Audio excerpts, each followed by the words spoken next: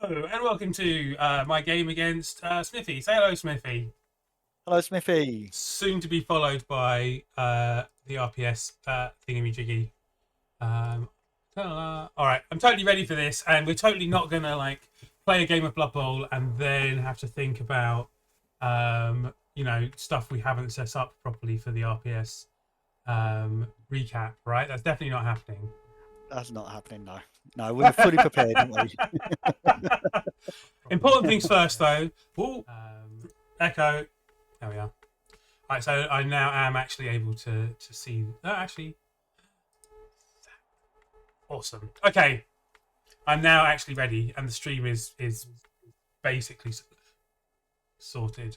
All right. So it's my high elves who have 7 players against your pro elves who have 8 players. And I was thinking of buying a player, but I changed my mind. Because But you're probably going to hurt one of my good players, and I'd need to replace him. That's why. I mean, you only get a lineman, right? And that wouldn't put you,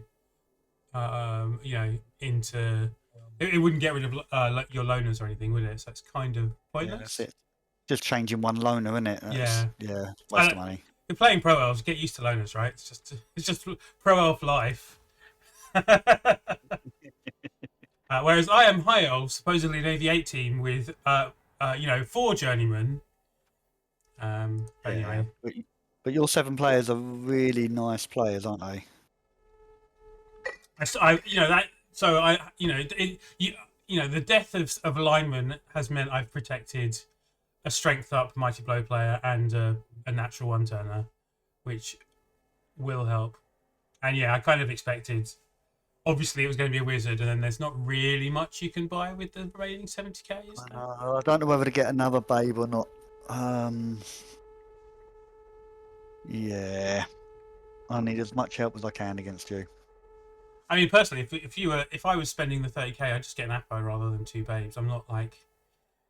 Well, yeah, I never liked babes. Babes are kind of. I don't like how little of an effect they often have. It can save you in some games, right? But generally, I'm anti babes. Whereas an Appo, it's going to work, right? If I get two Appos, one of the Appo is going on a KO, which is definitely going to stay on the pitch, or it goes on a badly hurt, which obviously also is going to definitely come back.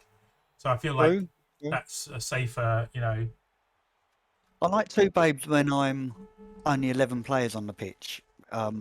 It just gives you 2 babes is really good.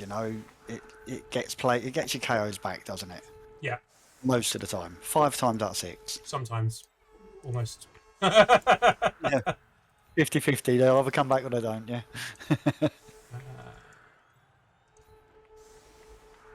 So my record against you is absolutely appalling. Is it? Yeah, I've beaten you once, and that was when you was trying out some Necro online on CCL, and I bumped into you, and that's the only time I've ever beaten you. I've never beaten you in RPS. I'm sure. sure we've played these 2 teams before, and your pro elves beat me. I might be thinking of Gajai's pro elves actually. Yeah, because they were. Yeah, they were. You and him were in shotgun at the same time as me. I think. I think there was a season where it was Gajai's pro elves, your pro elves, and me. I'm not sure. Yeah, I know I've never beaten you. I've drawn loads of times with you, but I've never beaten you. Not in RPS.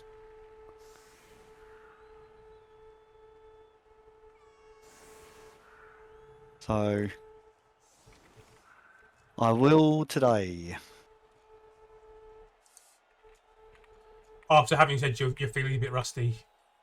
Yeah, I haven't been playing as much Blood Bowl as I normally play. I'm down to about, I don't know, 4 or 5 games a week, which is quite low for me. That's still quite a lot for compared to. I mean, I've had times where I've been playing that much or more as well, but I think I'm playing less than that at the moment. Like this is my maybe 3rd game of the week, maybe.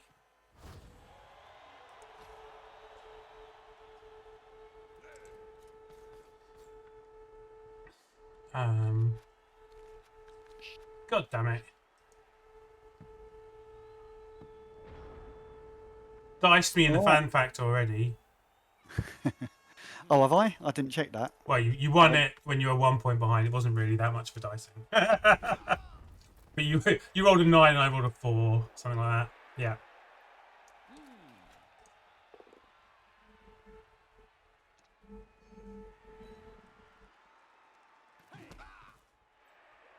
Oh no! Punching loners.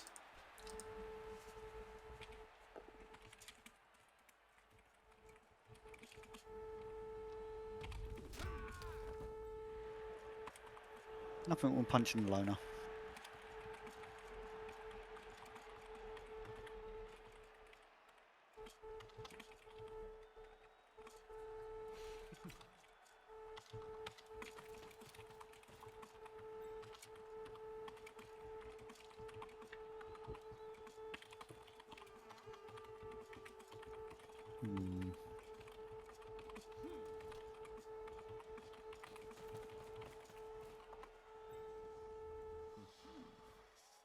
Could hear you madly typing then. Yeah. So that's the oh, okay, interesting choice.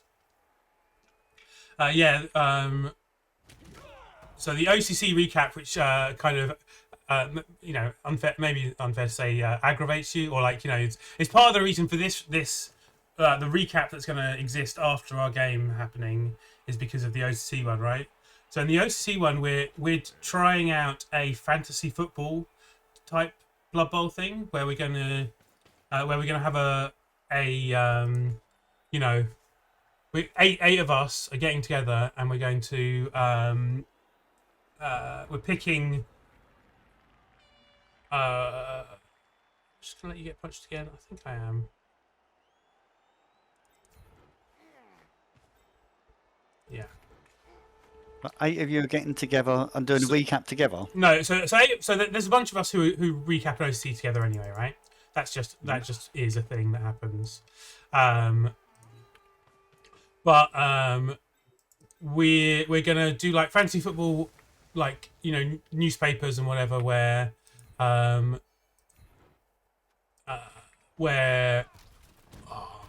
come on, mighty blow, damn it. Right, that's fine. I kind of don't yeah. No, I don't. Yeah, I do want to move you. No, I want to move you there. Actually, no, I do want to move you there. And you.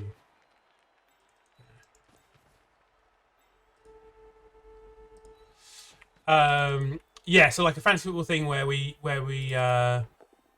get points, where we draft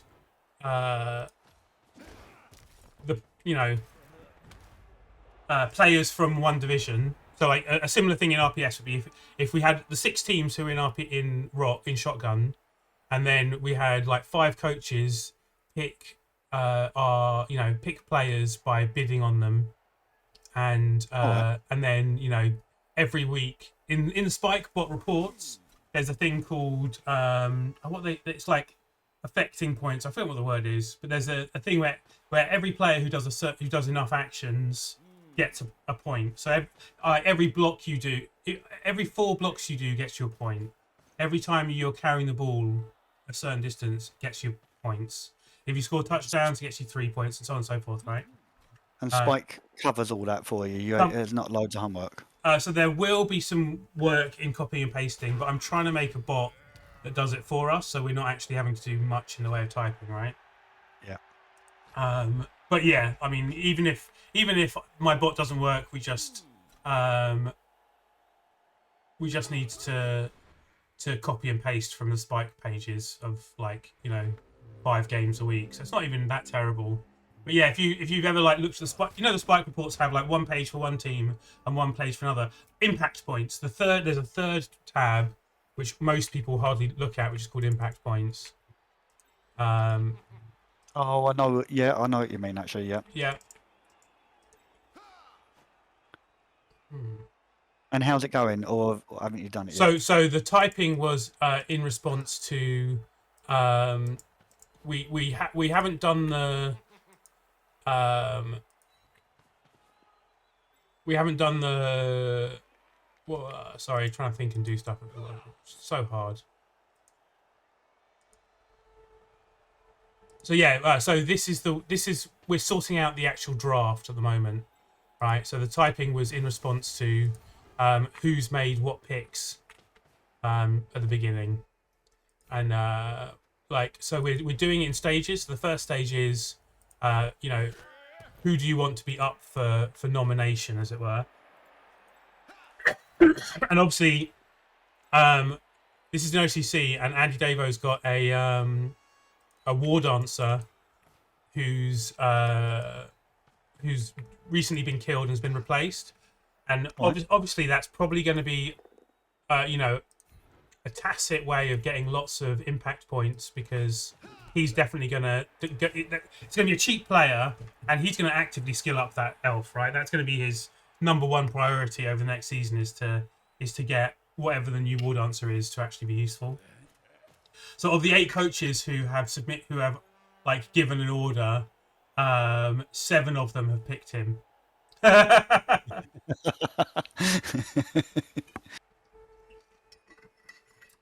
Yeah, which we like. I thought was going to be a thing. Like, I knew that. Oh wait, oh that was a mistake. Oh well. Yeah, I knew that there was going to be, you know, overlaps between people's picks. That was obvious.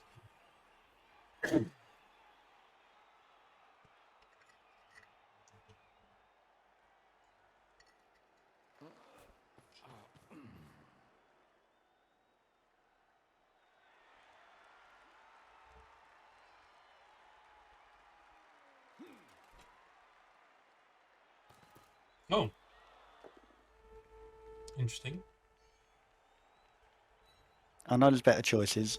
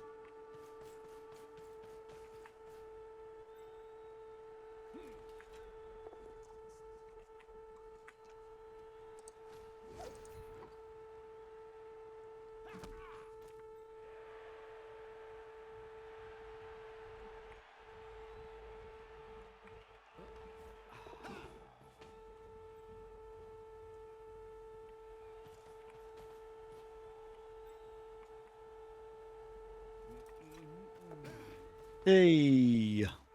That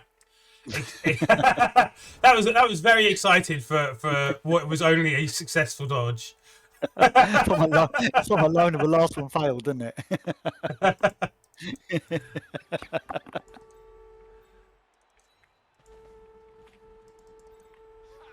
So I remember doing a post a little while ago about being beaten before you even started a game.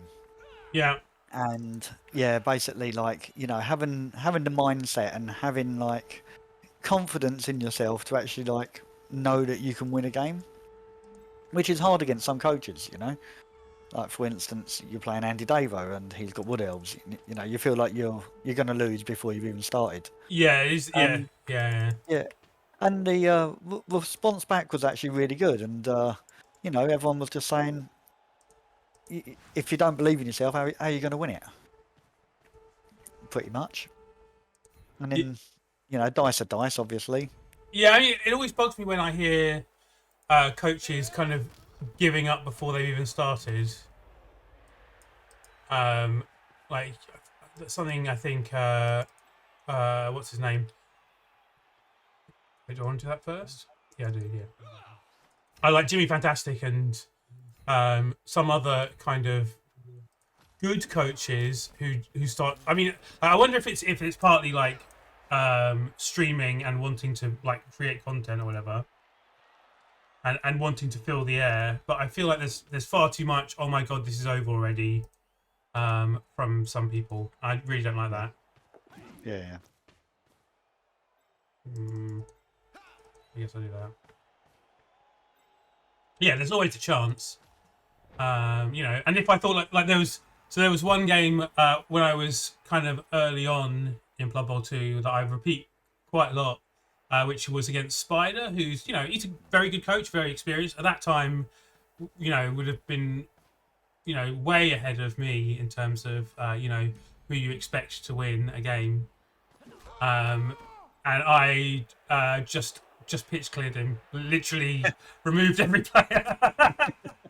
With what I now look back on as a bad team choice, like I made several mistakes in that game, not just that I'm fully aware of, and like it was one of the first games I cast as well, so I had a recording of it, and looked back on it and I was like, yeah, that was kind of bad, that was awful, and it didn't matter because I just diced the living shit out of him.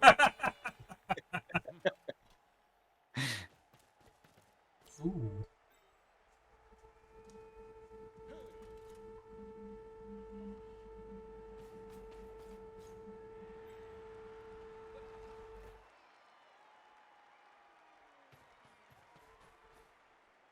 Mm.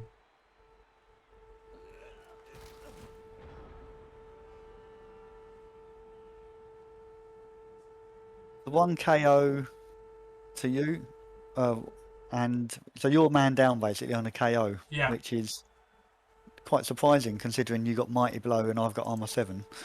Yep. Dice can be a dicing, can't they? You know.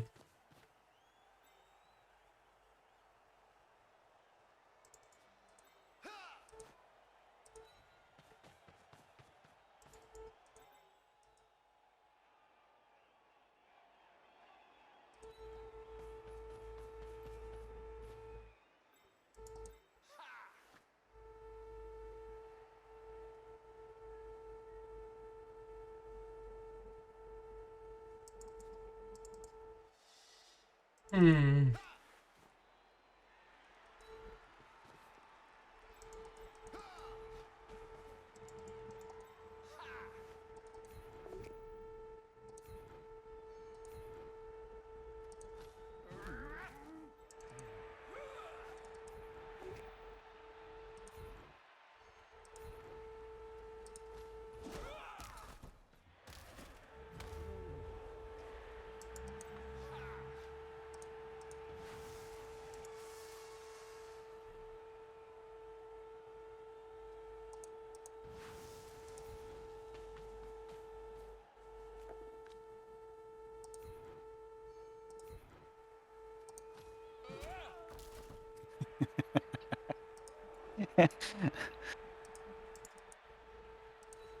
Mighty Blow will kick in soon.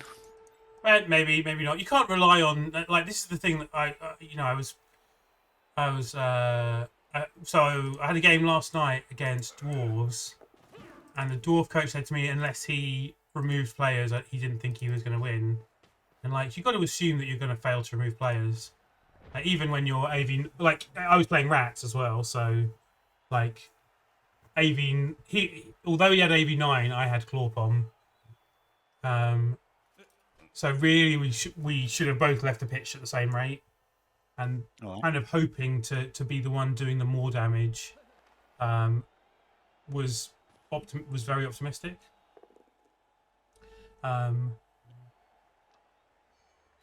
You're hoping to level that catcher without having to hand off to him.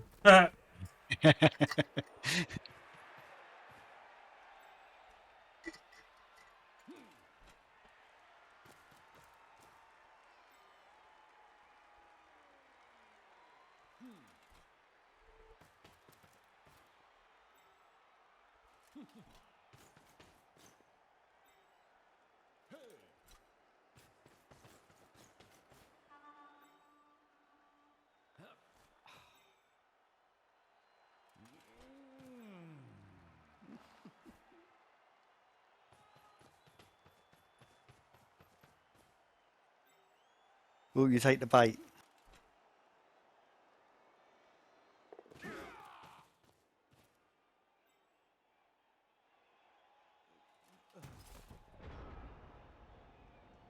I mean, it seems like too good not to hit. Might even make it 3 dice. No, I'm not going to make it 3 dice. But it is taking you away from the action. Yeah, maybe.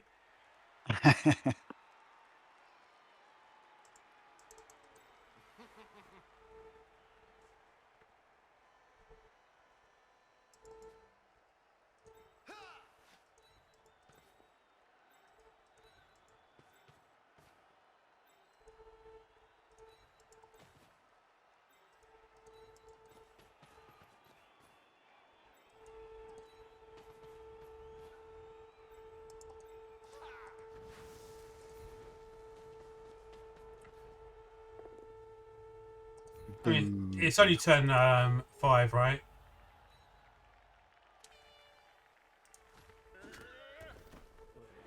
Way, another stun. Hoorah. Okay, so I guess I need to do that. Oh, actually, I need to do that now.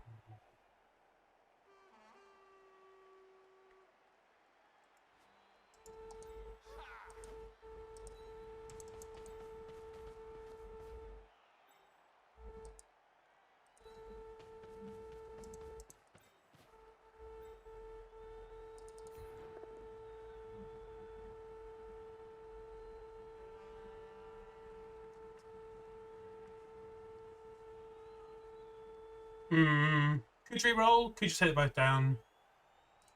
Take them both down.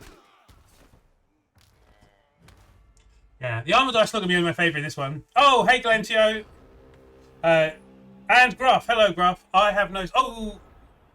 Gruff has no sound. Yeah, but we Glentio can hear us. All right, so... and I forgot to start my text-to-speech bot. Wait a second. I wonder if I can redo that anyway for you, Glentio. Yeah, okay, give me... Oh, that was the funny reward. Haha, the funny rewards! Sorry, the screen not showing the actual game reward. Text-to-voice bot.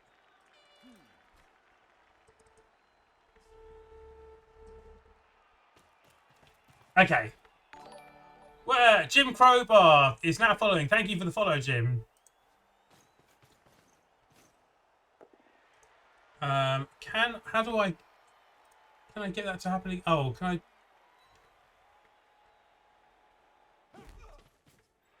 There's a lot of Jims in Blood Bowl, by the way. I was watching Jimmy Fantastic earlier, and his opponent said, "Oh, are you that cheeky Jimmy from Andy Davo's stream?" Which obviously went down really well for Jimmy Fantastic.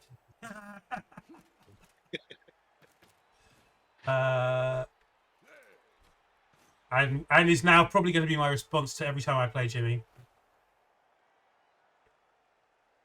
Yeah, okay, if you want to do it again, you can do it again. It will be working now, Glentio. Or it should be. I don't think I can actually get it to replay. Can I? I'm sure there is a way.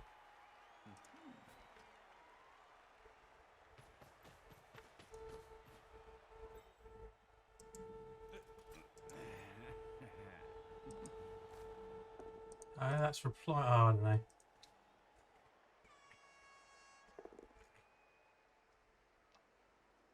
Dodge is a good skill. I wish I was there to see Jimmy get wrecked. LUL.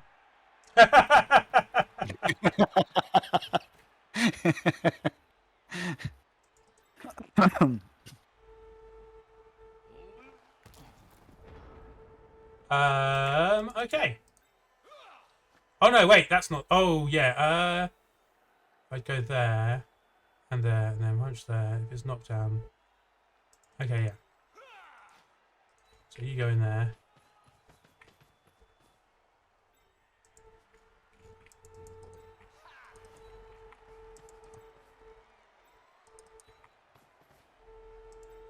Okay, so this needs to be a knockdown for. You got a ball hit, have you? Yeah.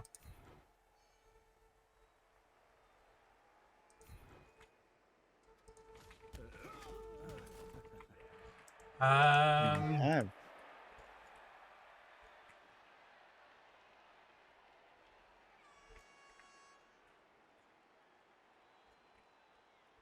Well, my beloved Jimmy Carr. I was going to try and do an impression of his Oh. of his reverse laugh thing. Aha! Ah! Oh dear. Ah! Whatever he does. Actually, Jimmy took it really well. To be fair, but it was funny. You know. I have options.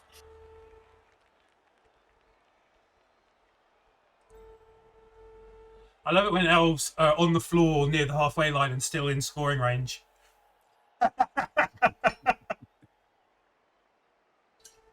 Yeah, I really want to hit the mighty blow guy, but I ain't achieving too much by doing that. You could, but I think it involves rolling lots of dice. Yeah, and just, strength 4, it means getting a lot of blokes over, and it's...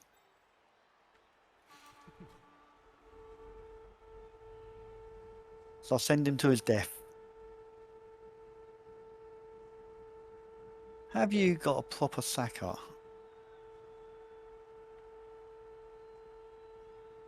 You ain't got strip ball, have you?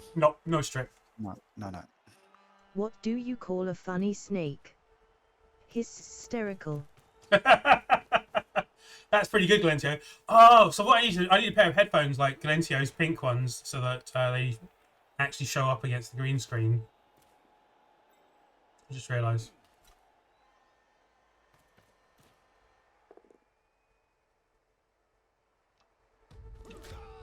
Ooh.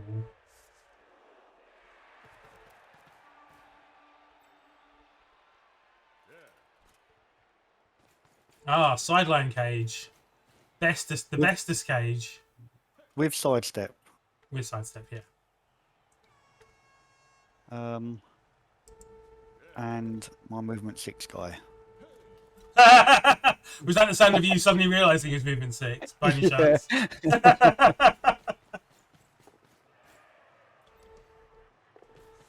Ah, He's a good man. He's a good man.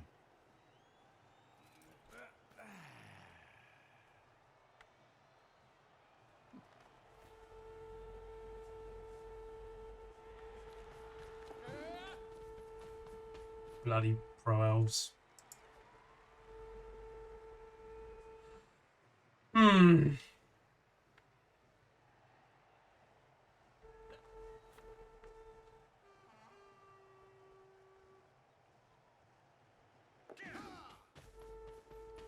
We should have some frenzy as well. Frenzy would be great.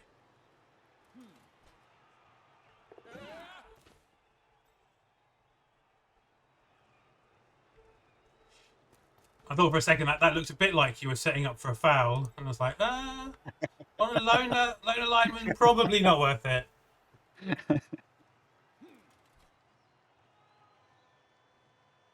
Oh wait, there's been loads of chat, and I've not been actually reading any of it.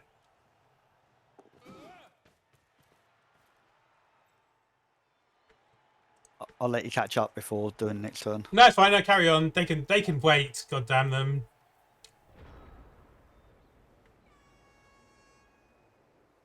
Ah, okay. No, yeah. So I have been asked what I think of BB3 or Blood Bowl 2020 rules. And what I don't like. I don't think I like the. How much have you played it first? How much have you played it? I've played like maybe 10 games on Fumble. Hey KLZ, how are you? I think maybe 10 games on Fumble and like 2 more, 3 more, 4 more on TTS. Oh, and an actual and on tabletop as well. Yes, I have played a bit of tabletop as well. I forgot about that. Another 12 games of tabletop. So like not loads.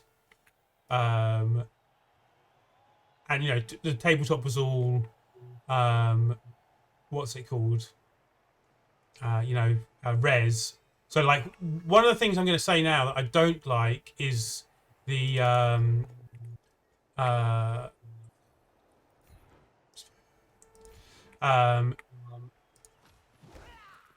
is the leveling rules. I'm not a fan of the lack of the. Is the lack of random? I'm not sure what it is about it. I just don't like it.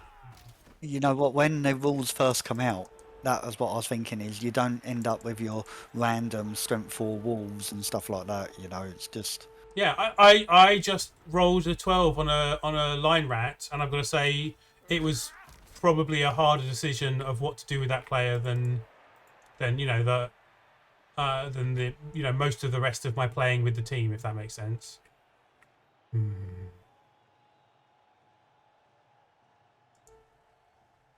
Yeah, so you've defended so well that I'm going for damage, but obviously you're invulnerable to all damage, so it's completely pointless.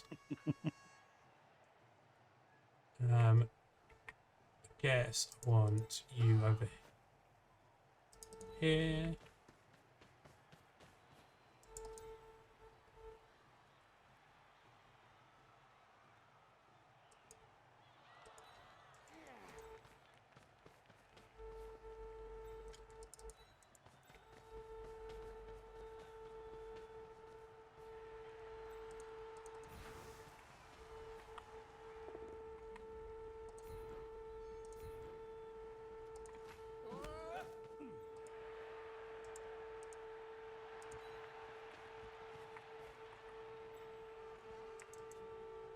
That's 7 turns without removal.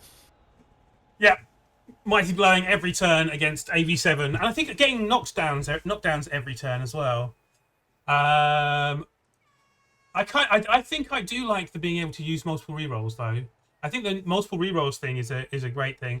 I have always played a lot of Underworld. Underworld were the second team I painted, well, since I was 16 at least, and I enjoy playing them at have enjoyed playing them at tabletop before in the old rule set, and also have enjoyed playing them in 2020 rules. I think I don't think they're overpowered at all. Snotlings make them a lot of fun, but they're not that great. Yeah, KLZ is a lizard only coach, and so he's unhappy because lizards are now only really good rather than being too good. I mean, they were never that great in this kind of league, right? In perpetual leagues, they're okay, but in tabletop, the 6-block Saurus is like a blight on the rule set. I'm happier they don't exist. They were like I played them with the swarm. Like they're good with the swarming. Obviously swarming's great. I think the nerf was just right. They were maybe a little bit powerful. I think what actually happened is that a lot of rule sets kept them in their old kind of bottom tier position when they have been made into an equal race with everyone else. I think that was the reason why they showed that they were strong. But you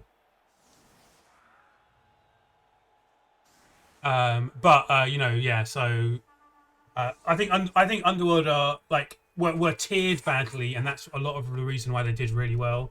I don't think that the original swarming was that bad. It was good, but like still, like they weren't amazing. But the nerf to swarming makes them just right, in my opinion. Like if KLZ thinks lizards suck when players get MNG'd, then Underworld, oh my god, you know, when a Gusser runner or your only blitzer gets MNG, that must really suck, right? But yeah, I've not played League Underworld in 2020 rules yet.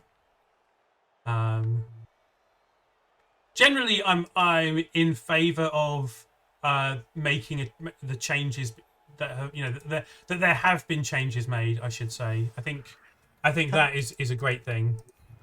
Have you been into Blood Bowl since like first edition, like tabletop, second edition? Like when did you come into it, and like the rule changes throughout all the last sort of 20, 30 years, whatever it's been? So I did play like as a kid, second edition, with school friends, and it was not at all serious or anything like that. You know, In fact, I would go as far as to say we were hot garbage. You know, so it's like we weren't amazing or anything. Like, You weren't a tryhard back then, though. no, I don't even think the concept of trying hard at Blood Bowl would even existed for us. You know, like we, you know, we liked hanging out together, and I should probably go up the middle with him, shouldn't I? Because he's so high, actually.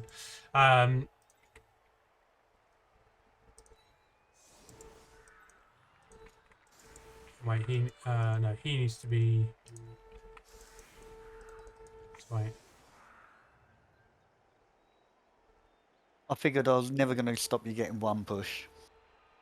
Yeah. So the best idea is backline. I do agree. I think backlining is the right choice.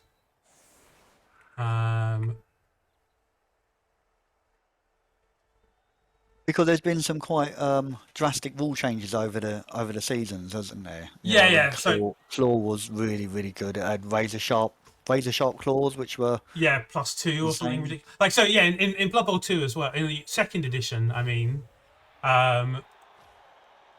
there was, you know, there were some insane. It was insane the damage that you could cause. Oh, he's not a natty, is he? God damn it, that's annoying.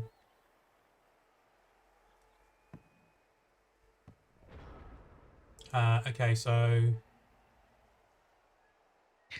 think it's still possible, isn't it? yeah, it is, yeah.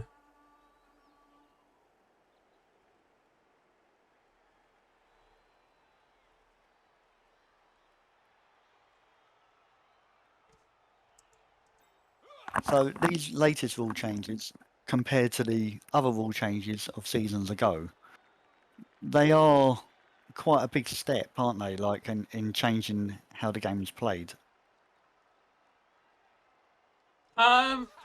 Like, They're trying. no, I think they're trying to balance the teams out too much. That's my big gripe with the new rules. I think oh, that's the one. Lol.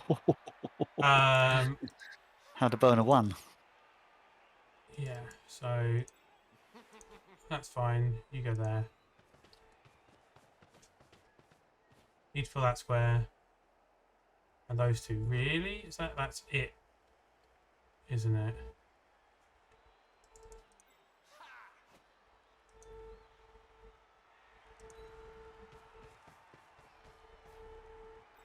Oh wait. Oh no, so we do need two. Alright, fine. So the first one will push there into there. I thought you messed it up then. So we do that first.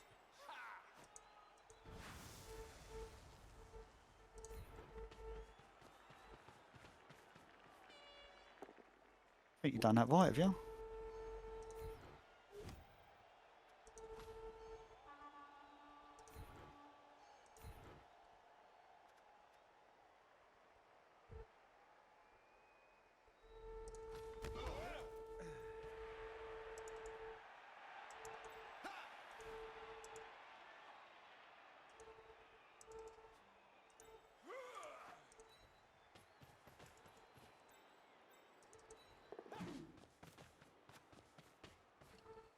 Ah, Better.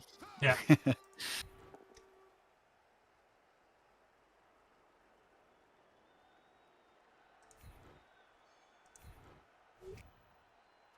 Lol, almost clicked use.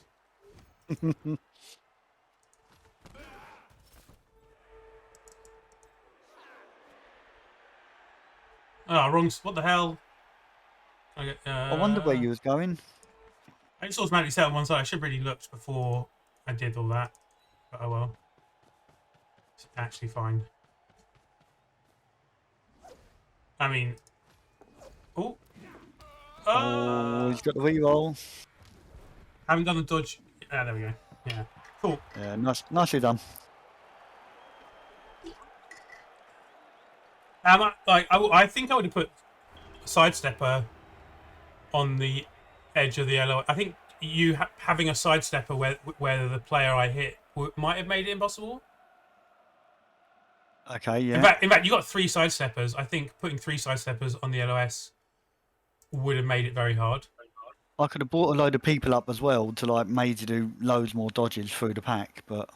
Oh, hey Waleed, how are you? Yep. I am really not paying any attention to chat. There's been a shit ton going on. I've not seen any of it. Yeah, that was not bad odds after getting everything else. You're not including the actual block dice there, are you, Galentio?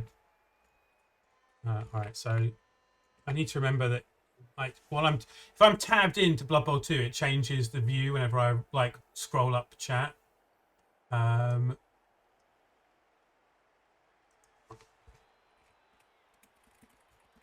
Okay, so I'm starting from the top and working my way down. By the way, hello, graph with no sound. All right, my turn. Wait, what? Rob. I know it's turn 9. I know. Okay, all right, fine then. Alrighty then. Intriguing. You're just expecting to get another perfect defense, right? Is that what's going to happen? Yeah, maybe. my thoughts of it are, I don't want you mighty blowing. You know, I've got you down to 3 hits rather than 4. I'll do that quickly. And you're only hitting loners. Also, you might have gone for 1 turn straight away to go 2-1 up and stay ahead, which this sort of makes that not worth it in a way. Downside of it is you can just do what you want for a couple of turns. Yep. But I do have a wizard. True. And I'd rather have players on the pitch standing up with a wizard in play. It's like it's a defensive defensive Daka. Defensive Daka. Of course. Yeah. See, this is why you don't set up deep. Oh, you could have even brought your LOS forward a bit. So now you know where the mighty blow is. Well, let's see what this punch is. Okay. See what this punch is. Okay, fine. You've got to remove somebody at some point. You say that, but you know it's far from guaranteed.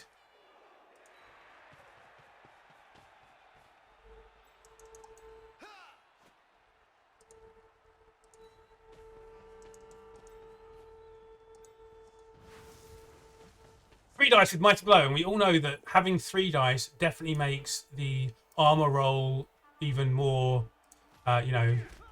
powerful. Didn't even break the armor. Nope. Alright, so you're going there. Okay, that's fine then. You're dropping back. 8 turns of vanity passing it is then. Not 8 turns. Oh, sorry, yeah, maybe not 8 turns. No, I'm going to move forward. It's just Just not straight away. Yeah, that's what I'll. Oh wait, no, he actually needs to go there, doesn't he? Oh wait, oh yeah, he has to go. Yeah.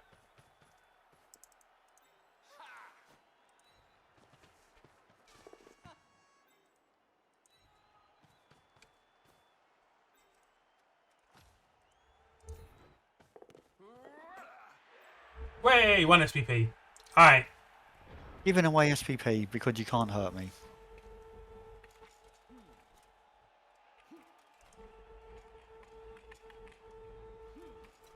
Oh, should I turn that off?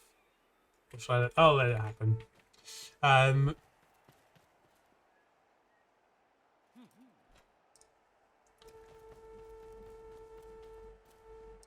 Okay, so that leaning forward is not actually me thinking carefully, quietly, and pondering. That's me seeing if I can give Galentio his 2,000 points back. I can ban him. I can report him. Oh, set a custom length of timeout.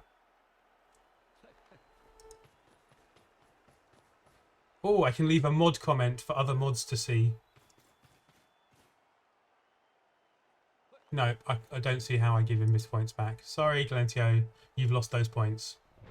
But text-to-bot is now text-to-speech bot is now working. Ah, not even standing players up for me to hit. How sad. That front line is in range though, so I will take that punch.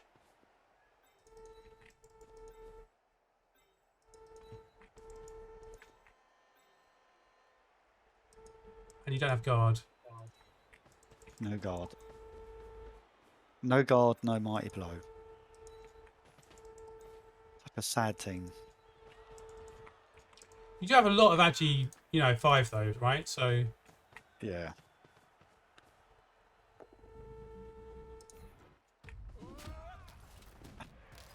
way, a stun! Hooray!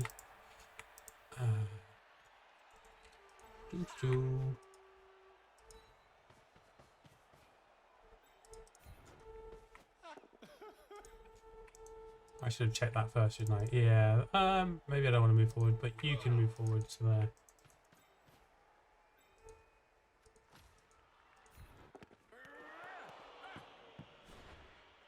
Can't reroll that.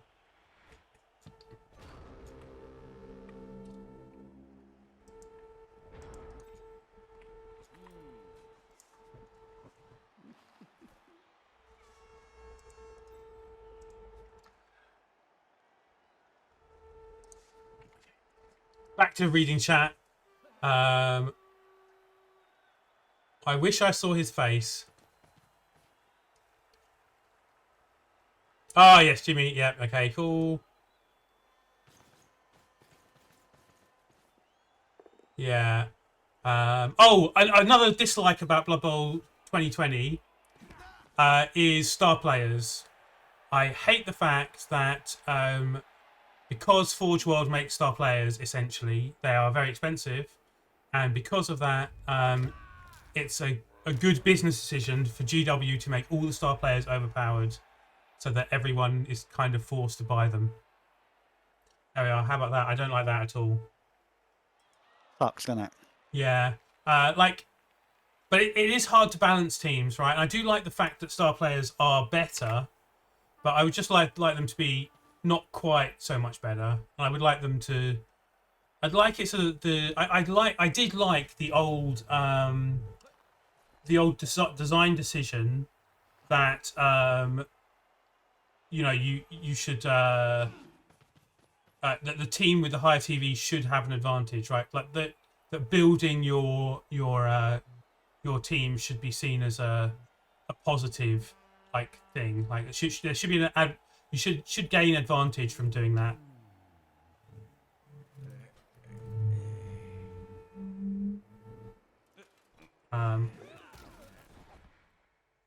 But yeah.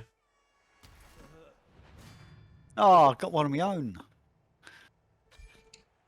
I've been to a few tabletops and I played a bit of Fumble, Waleed.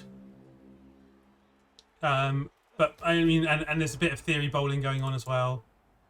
Yeah, so you're better at removing your players than I am so far. Perhaps not entirely surprisingly. And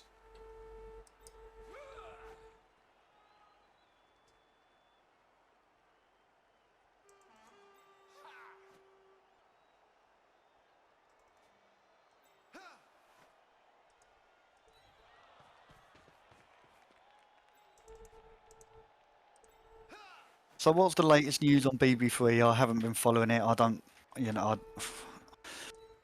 know there hasn't been any playtesting for ages. so there hasn't been open playtesting for ages, right? You've got to remember that there is actually a team of playtesters, some of whom may be known to people in RPS. But the playtesters for both Games Workshop and Blood Bowl 3 can't talk about their playtesting, right? They're all under non-disclosure NDAs. agreements, yeah. And they definitely wouldn't break those MDAs in private conversations, but they thought other people wouldn't repeat. Not worth it for them. No. Anyway, so there are definitely people doing playtesting at the moment, right? And there was like, so if you still have the beta installed, they're using the same beta platform as they were before, right? So it's still the same bit of Steam, whatever. And oh wait, did I? No, I didn't move him yet. All right, cool. Okay, let's do some risky things. Yay!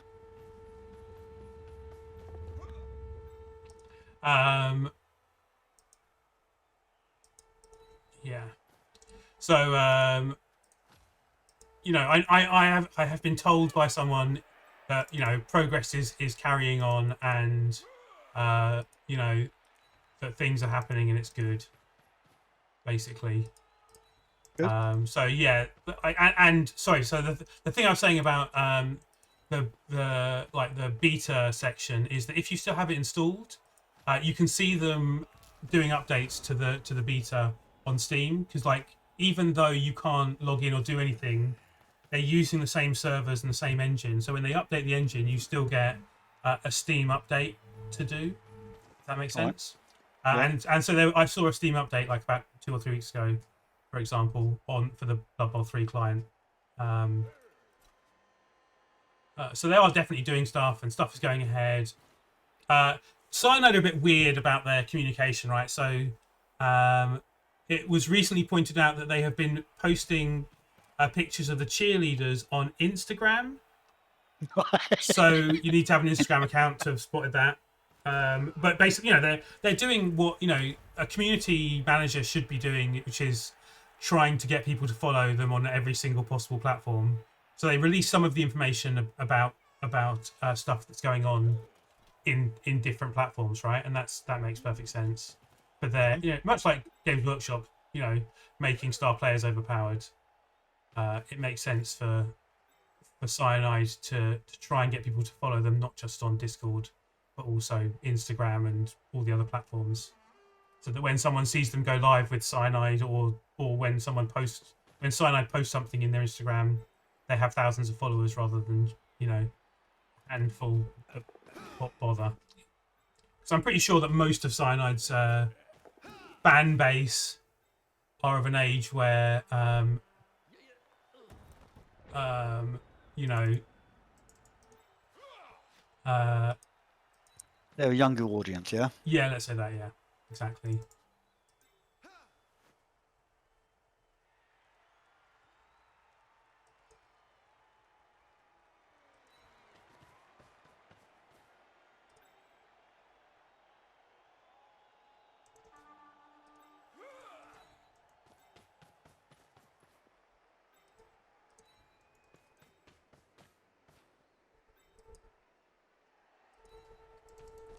Yeah, so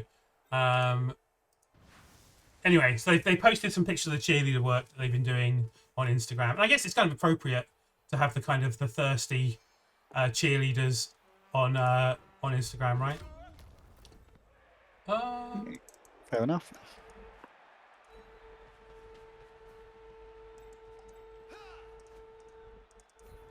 You are not. All right.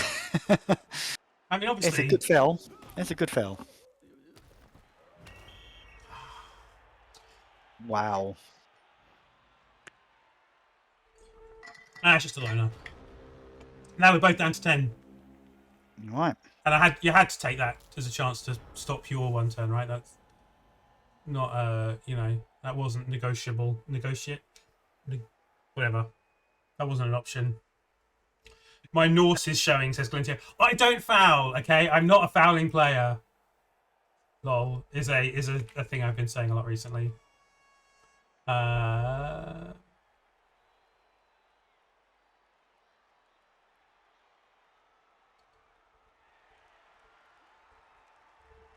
Galentio likes that Mighty Blow and Claw doesn't stack. I don't think that makes much difference. And actually, I've been finding that the Blood Bowl 2020 that I've played, there've been so many more. There've actually been a lot more casualties rather than less. So a lot of things look a bit like they're less. You know, there's less damage potential, but actually the fouling thingy has made has kind of ended up with a lot more damage being caused overall. I would say. Oh yeah, in fact, Glentia does say the fouling meta is bad. Yeah. Oh, is you know. But what is the fouling? So, all right, as a base, so that like a sneaky git is now actually a good skill and not garbage. Right. There is dirty player level 2 if you're a dwarf, which, considering dwarves were kind of already pretty good, and then every rule change has not made them worse. Seems a little bit you know, odd, let's say. Mm,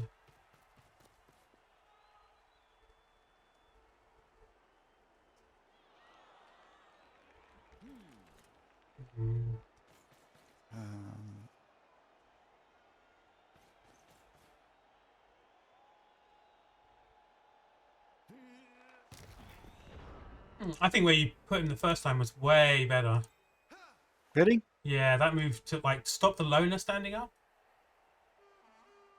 seems a mite unusual. I didn't need to do that. That was silly. So now you can just bust through and sort of cage up somewhere there, yeah?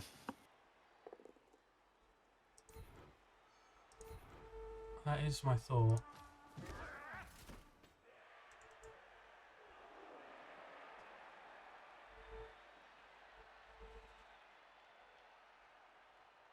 So what's better about BB3 or BB 2020?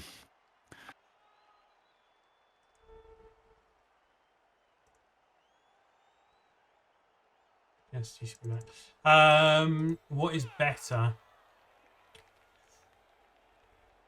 Oh, you said about the rerolls, using multiple rerolls per turn. So do people generally take more rerolls now?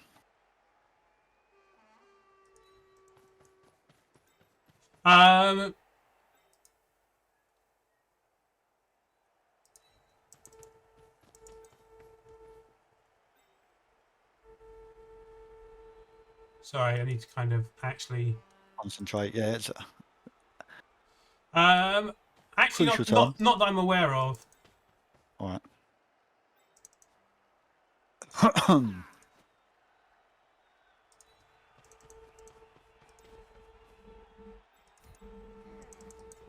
Slightly risky.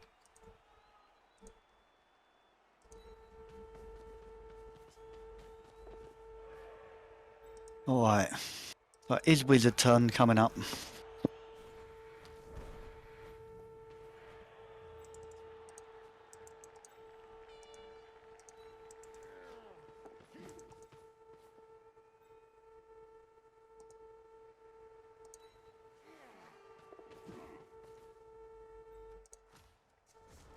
Um,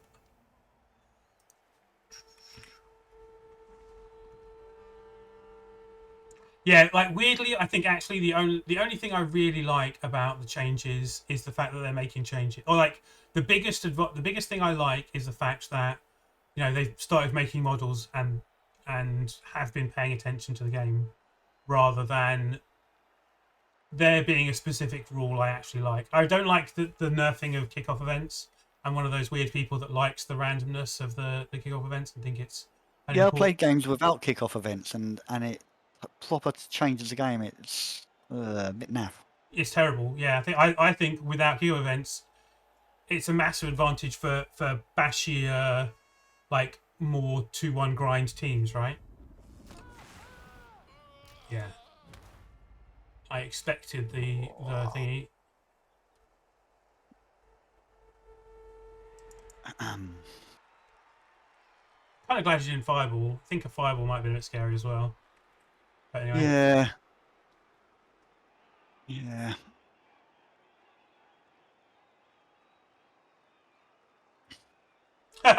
I only just saw the bit from KLZ's first comment after I called him out for being a lizard coach, I think, or maybe before. Is this Core Knight that used to be a Burt coach and now plays Banger Claw Chaos? I have played all the teams, I'll have you know, pretty much equally. In fact, I've actively tried to make them relatively equal. I think the team I played the most is Rats or Kislev or Norse. I think those three are like at the top. I'm not sure. Wood elves might be up there as well. Probably rats though. But I did play a lot of Berts towards the beginning of Blood Bowl 2 because they were new and exciting.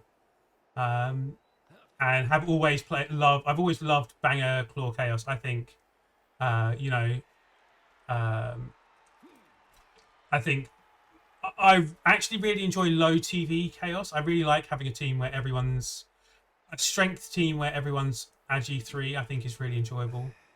Plus the whole, you know, everyone blitzes on a 4 on strength 4 means, you know, it's kind of good.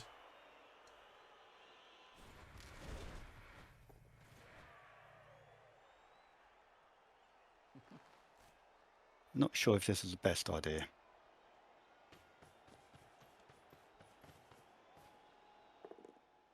No.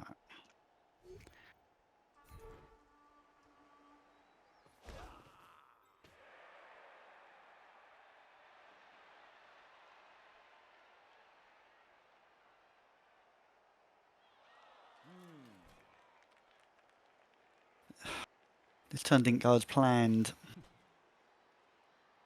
Good. So I thought the turn before I'd royally screwed up because I wasn't paying attention because I was trying to catch up on chat. But yeah, saved by the dice from my terrible inattentive play.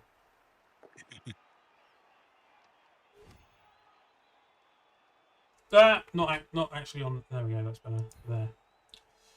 Obviously. Ooh.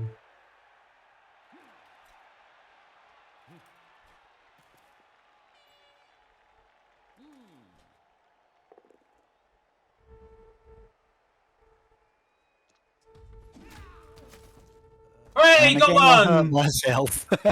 I mean, like that still counts as SVP for me, and that is the player that I most would like SVP on. Thank you very much. So I'm in case you couldn't tell, ecstatic about that one. All right. Sidestep, I take it. Pardon? That's the plan. Is that sidestep the plan? Sidestep? What? Or your guy? Oh, Nelson. I mean, ideally something better, right? You know, Right. Okay. some good skills would be nice.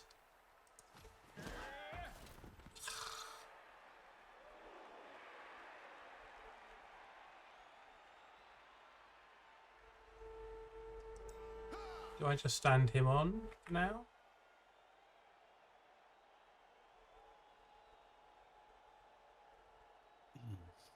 No, I do want to hit you off, don't I?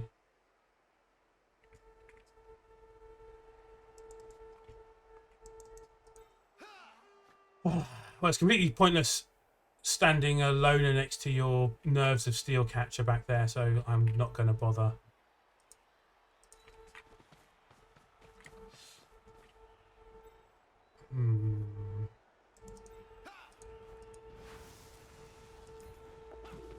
Okay, let's remove you.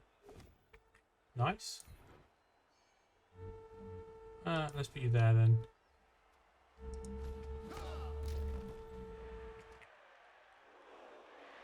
Oh, that was the blitz. All right, so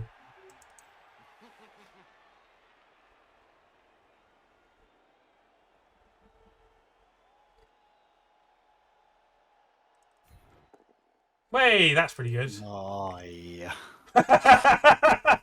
I was like, oh, do I punch with the loner? That's scary. He's just going to 1 in 9. Okay, where's the ball going to scatter? Yay. I've already blitzed. Would scattering it be good or bad? Do I just go for the... can I do ball protection-y things? Just go for another POW. 30%, just get a POW and like less risk this time. And it's a punch on your... No POW. Sad.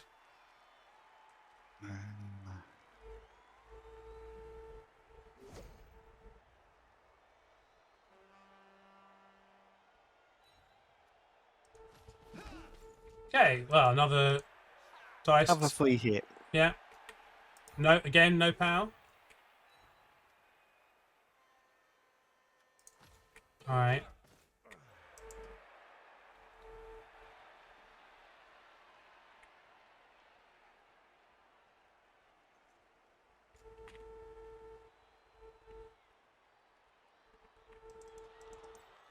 Did I mention I hate sideline cages?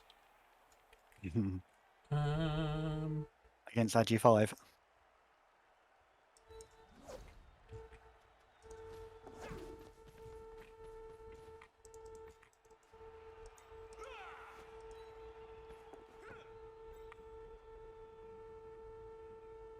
Wait a second.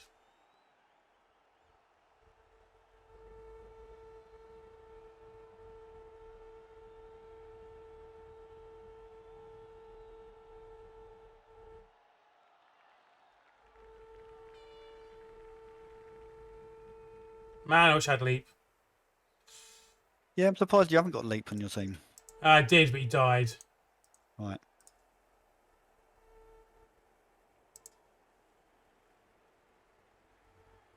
Or do I just go for 2+2+? Stand there. 10 Or seconds. do I give a handoff? I think... Actually, I'm just going to hand off. Yeah, that's cool. It's fine.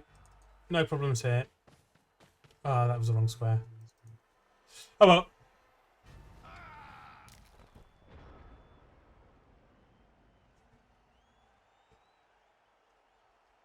All right, so back to trying to see if I can catch up to, yeah, MNGs, Wreck Lizards, and there are a lot of MNGs now, right? So, like, it used to be a result, what, 1 in 6 CAS times. Now it's a result. Gets the wrestle, but you stood up. Okay. Oh, come on.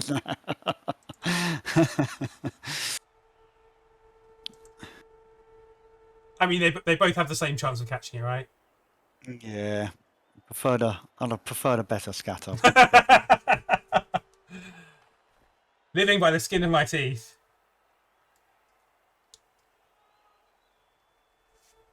I still haven't got up to reading any of Poglar's comments except the fact I know he exists in the chat somewhere. Oh, and I need to get that back on there for the sidestep. Phew. Right.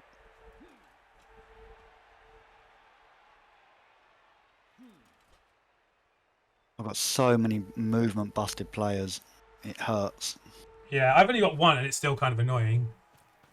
But it's also, you know, it's better that they're move busted rather than niggled armor bust or strength bust, right?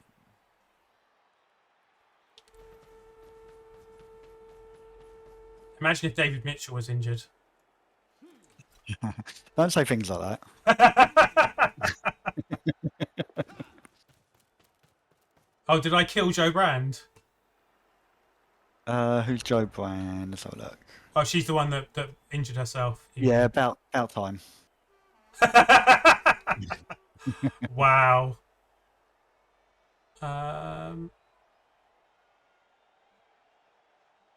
With my team, I've made comedians that I like and comedians that I dislike, and line fodder ones are people like Joe Brand.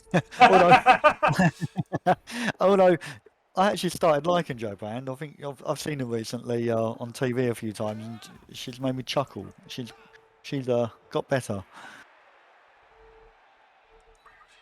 Oh, this is dangerous.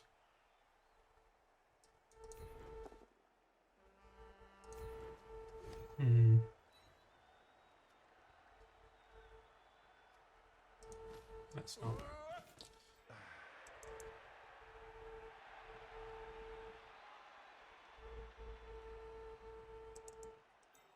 Yeah, so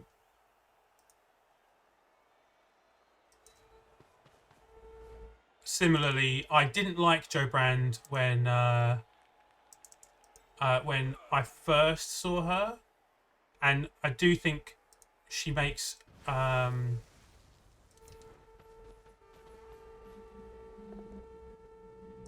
She's actually she's actually got funny. I don't know how she got on TV before. Like, she was always funny, but she wasn't very funny. I think when she first started out. All right. So, are there anything else? No, there isn't really, is there? All right. So, does this work? Yes, it does. So that means we're doing this as well. Ooh. That works too.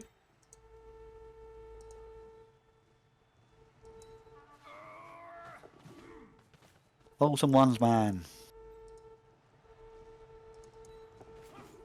No. Okay, it's not exactly perfect. It's hard to get one dice on him, really, without some leaping about. Hopefully, that was the plan. Oh. This is why you need guard. Yeah. A mighty blow.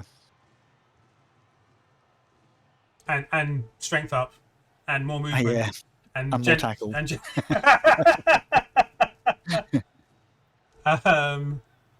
Okay, and Waleed is firmly tying his comedy leanings on the mast with Freddie Starr, Ross Abbott, and Mike Yarwood, and possibly his age. Enjoy your adulting time, Galentio. See you tomorrow at Fantasy League, basically, yeah. Oh, by the way, so Fantasy League, Galentio, were you here for the Fantasy... I talked a little bit about it earlier. Spider has 7 submissions out of 8, and of those, 6 have picked 1 player. So there is a little bit of crossover there.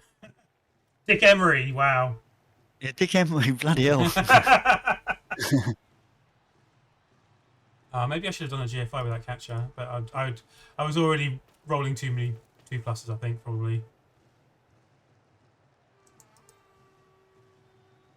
Right, let's go for the dream.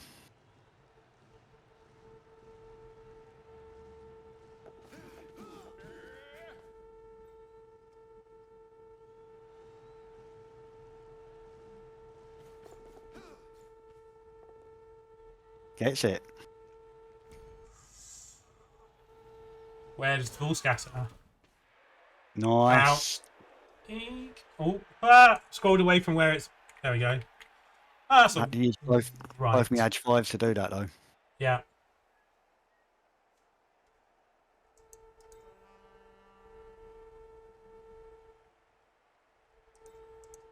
God damn it. One day I'll level that blitzer. One day. Today may not be that day. But one day I will.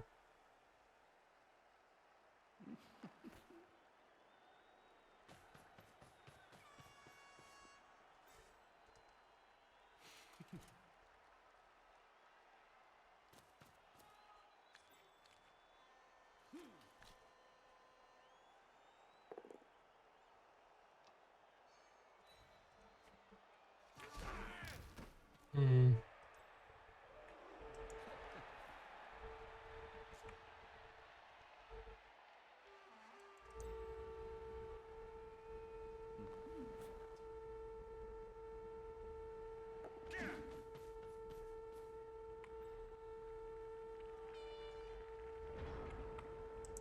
Roll some 1s then.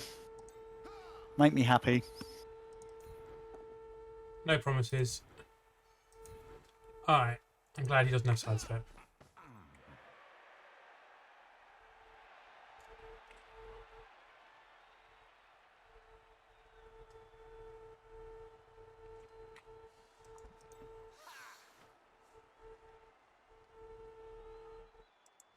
So I guess the safest would be just to pick up and hand off to the movement guy.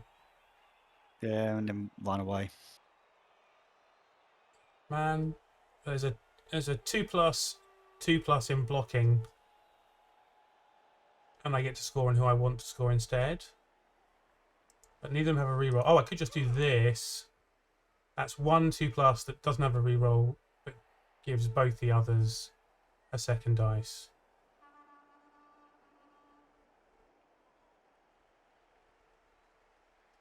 and purely out of greed, I'm gonna accept that. Oh, and he dodges out of tackle as well. Yeah. Yeah, I knew there was tackle there.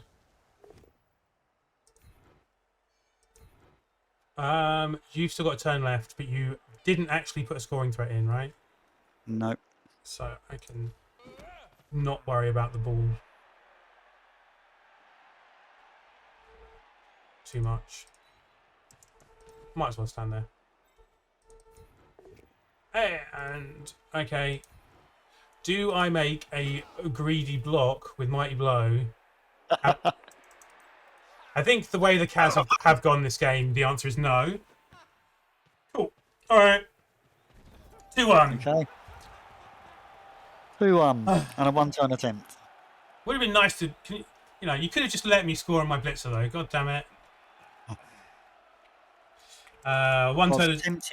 I was tempted of fouling, like hitting and fouling your Mighty Blow guy. Yep. I mean, personally, I think I might have been an idea to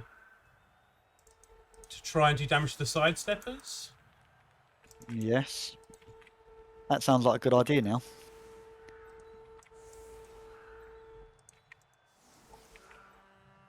Here come the sidesteppers.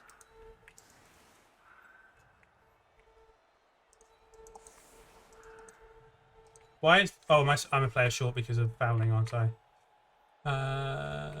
That's okay, though.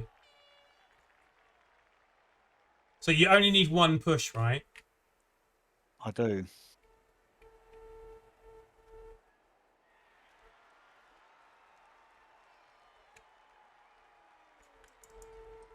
I mean, that's not doing anything. And you don't have frenzy. No, that's still a bad idea. Yeah. All right. So yes, 3 sidesteppers. I actually have 4 sidesteppers, but luckily I don't need to put my movement 10 player on the LOS. And I know that this is doable because I have worked out how to do a 2-push 1 turn with a movement 8 with my movement 8 pro elf team. So with movement 9, it should be a doddle. Of course. Obviously, I have a plan, yeah. but I don't think it's a very good plan. I think I've made it as hard as it's possible to be. To be fair, the fact you got 3 tacklers as well makes it extra tough for me to stop you. I mean, actually.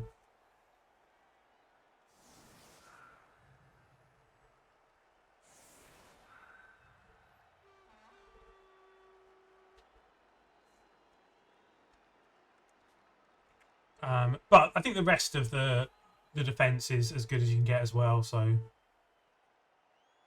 maybe not.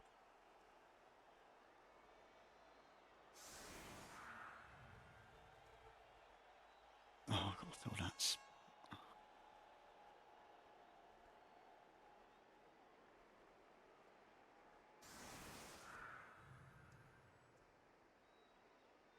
I don't think this is going to work.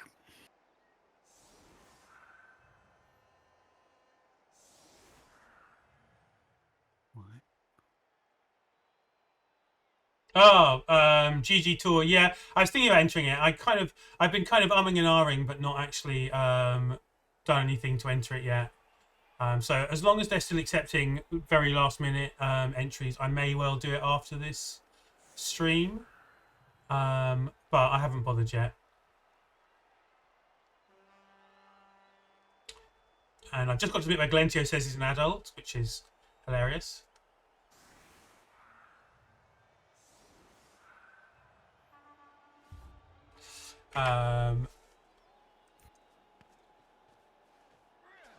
Oh my god, that was... Aha! See how... How do you like it?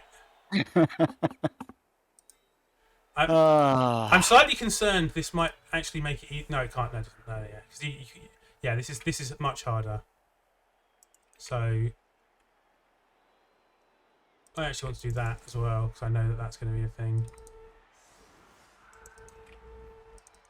There you go. That's those are the only ones I need to worry about. So I should probably do this.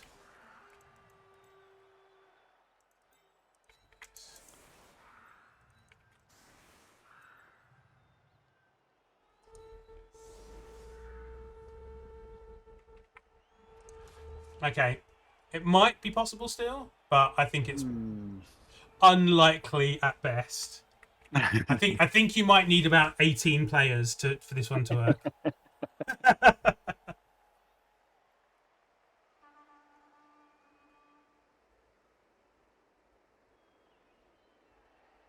Do you have 2 leapers or 1? 1. Uh,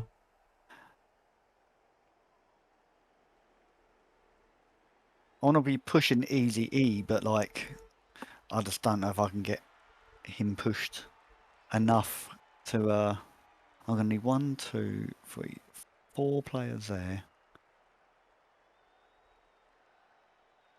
yeah, you need all 11 players.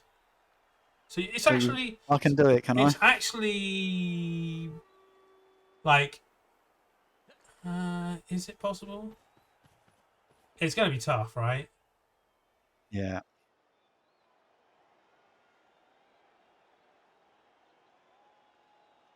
I don't think I can do it, can I?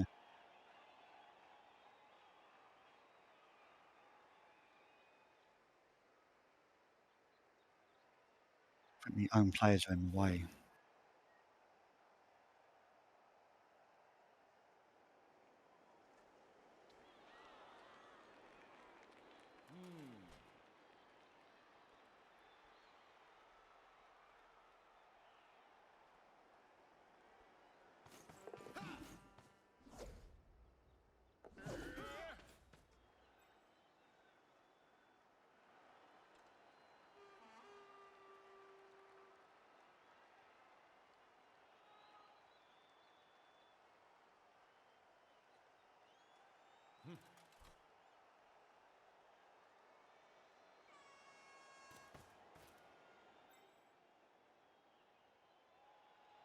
No, you're 1 player short. You're right. Maybe? Yeah, I think you're 1 player short. You don't need that square field. I do, don't I? Oh, it depends. No. Well, depends. Oh, what if you're hitting there? You do. Yeah, maybe you do. No, you don't. No, you don't. No, that was wrong. I can't do it, can I? No, you're 1 player short. Damn it. Thank God for that. GG. You know, Okay. and you can't. You win again. You can't even blame the perfect defense because I had a perfect defense too. Lol. And we were both talking about how you know, it was better with the you very sweetly punch a loner rather than trying to kill one of my good players. Yeah. I'm not a bitter loser.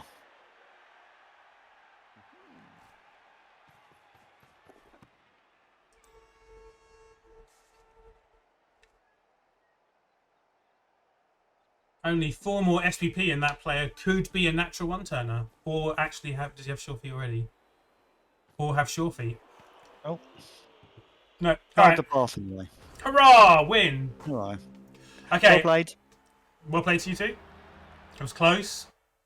That's kind of stressful. Actually, talking makes it a lot less stressful. I definitely worry more, you know, when the person isn't in chat, right? Yeah. So yeah. Oh, Rod won wins as well. Yeah, me too. But luckily, I have a reroll, so I got a 2. Hurrah! Right, my lineman got MVP as well. Come on, game. I mean, Leave me alone. Shall I buy him? I was thinking of buying a lineman anyway. it could be worse. It could have gone to a player who has no more skills that he really needs, right? Yeah, Yes, jump up. I don't know. Anyway, are we going to take? So you told people we were starting at 4:30, right? So are we going to take? What time is it? It's almost Yeah, half. It's perfect timing. Do you want to take a break and grab a drink? Yeah, sounds good. Okay. So to all those hundreds of people who are here, And maybe we can actually post in Discord about doing paper. Okay. I guess. What did when it start? 10 minutes time? If that's what, yeah, sure, if you want. Yeah, I'll have a quick smoke and Yeah, get cool. a drink and that. Cool. All right. All right. And I'm gonna keep the stream running, but I will pause for a second. Waleed, in case you're interested, we're going to be doing a look at this week in RPS, which was, the league from which this game was played, and then also we're going to roll that. This was the last game to be played. We actively decided that our game would be the last because I thought that was kind of funny, and we're going to roll the divisions and talk about the future matchups because it's Swiss, so we don't actually know who's playing who at the moment. Where are we? We're going to start with. Oh, I've gone the wrong way. Too many teams. Lol. Here we go. All right. So that was the last game in Rock, right? Yeah, they've all got results. But we're going to start with paper. So I'm going to leave it like this for a second and go and get a drink as well. So I'll be back in like 5 minutes. Yeah, match the day for RPS. RPS match the day. I wish I could put music on that wouldn't get me struck, but I've been meaning to sort that out. Actually, that's one of those stream things that I know how to do, but I haven't actually spent the time and effort to do yet. So, maybe that's what I'll do tonight instead of applying to GG Tour. But anyway, 10-minute break. Speak to you later. Bye.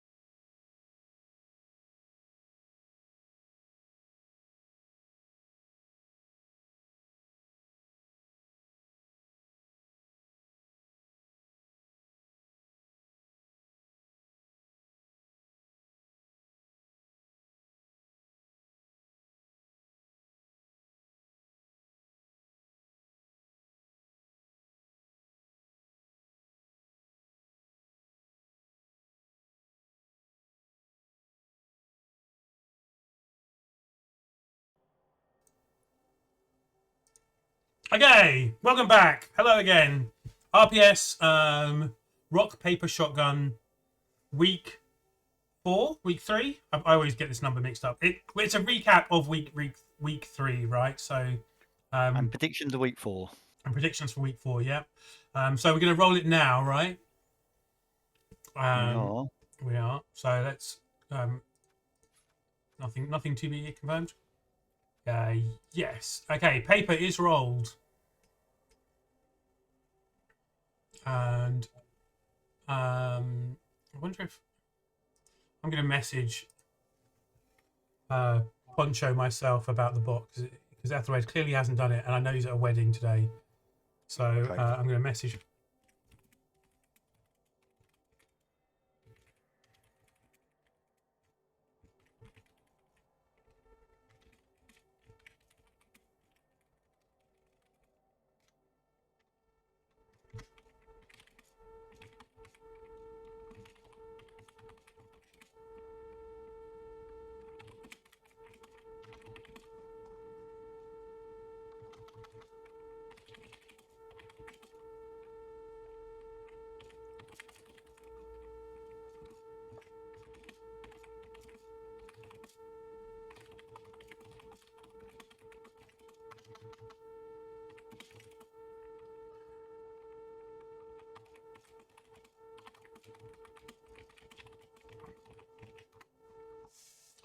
All right.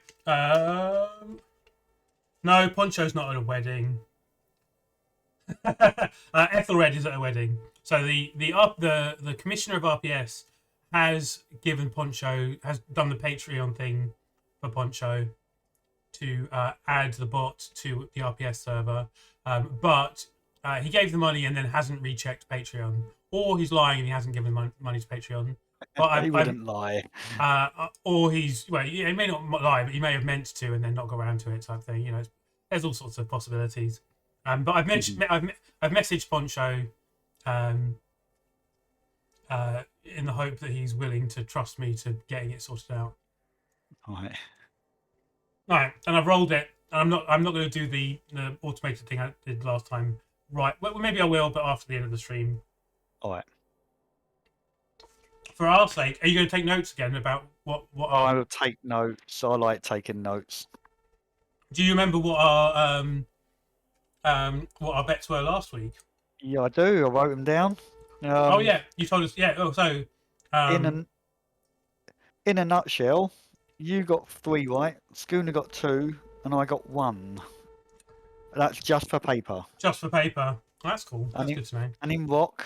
Wait. We're doing paper. We'll do it one at a time, right? One at a time. Okay. One at a time. All right. So I'm gonna update. Let's have a look at the games first of all. So match day 2, right? So there was Bryn against Squad Dismember, which was Lizards against Zons. The Zons win 1-0. I don't think that would, which again, which stopping. I'm on the wrong week here. Huh? General Alarm, you're on the wrong week, I think. I'm on the wrong week. That's entirely plausible. Day 3 we want. You're right. Squad Dismember versus Core Knight. I was the one that played Squad. Yeah. I remember that game. Bloody Zons. I hate them. And also playing Goblins. Zons against Goblins is a hard time. I'd just like to say that. And I didn't manage to. I managed to move bust a loner and kill a lineman, but basically, it wasn't a fun time. I think did I get Ripper? No, I got Scrapper Sawhead and fouled relentlessly with him, and let my secret weapons leave the pitch, rather preferring to get more fouls in with Scrapper and his dirty player. So Scrapper actually helped a lot. He did a lot of damage. I didn't actually use to carry, even though he's movement 7, sprint sure feet. I didn't actually carry the ball on him once. I don't think. Entirely. The thing is with fouling Zons is you got to knock them down first, didn't you? Yeah, well, getting 3Ds with trolls. Both my trolls did level, by the way.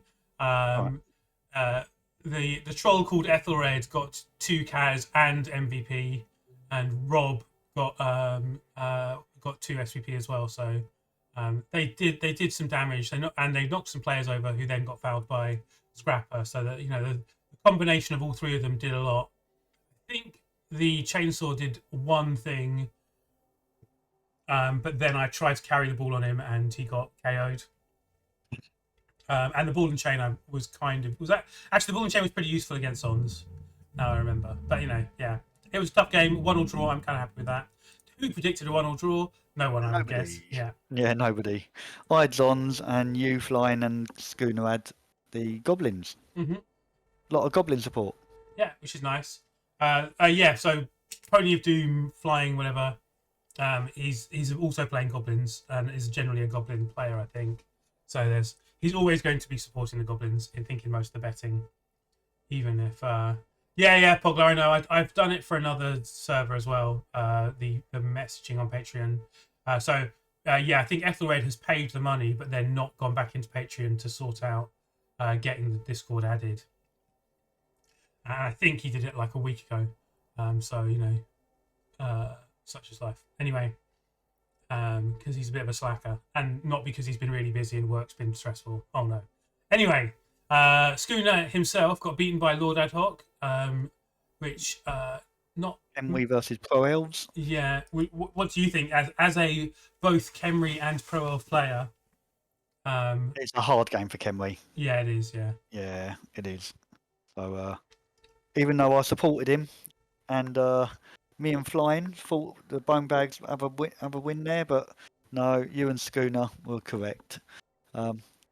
Easy win, I can imagine. Well, Look at it. I mean, 2-0 is suggests easy-ish, Yeah. but 5 casualties for the Khemri did cause some damage, right? So they do get a smashing of SPP. No actual levels though, managing to not get level ups in this game, despite all that like SPP everywhere. Yeah. I was about to get excited by one of the top 4 players getting the MVP, but actually that's the Skeletons. He's ordered it in the wrong order. You're supposed to put your best players at the top, right? So that's the way that everyone does it, isn't it? I hate people that mix them up. I think it's hilarious. I generally don't. So I did it. So is that? Do you think you are slightly what's the word? OCD about it? A little bit. A little bit. Yeah. Okay. So how about this for an OCD method? I used to order my players by how many games they played. All right, I like that. Mm-hmm. Yeah. It looks to the outside world like they're completely random and it's confusing as hell. But it's awesome. For your own it's like, this is the thing, right? You want to game the system. If you're a bit OCD, it's an OCD order, so you can go, oh yeah, that's calming to me. But everyone else is going to be going, oh my god, why is it no order? This makes no sense. Oh, I find it incredibly annoying when they're all mixed up. Yeah. But if somebody said to me, no, that it's in an order of how long they've been playing, then I'd actually appreciate that, and I'd like that. All right. So it also requires the least amount of work, right? Because when you buy a new player, you just put them at the bottom, and then when someone dies, you just shift everyone up. That's all you need to do. None of this trying to move people around because they've got more SPP anymore. Anyway. Jesus. The next one is Bryn, who's playing Lizards against Pony of Doom. 4-0. Mashed him. Yeah. One of the trolls got a thingy. This isn't a good game for Goblins, is it? It's the only prediction I got right.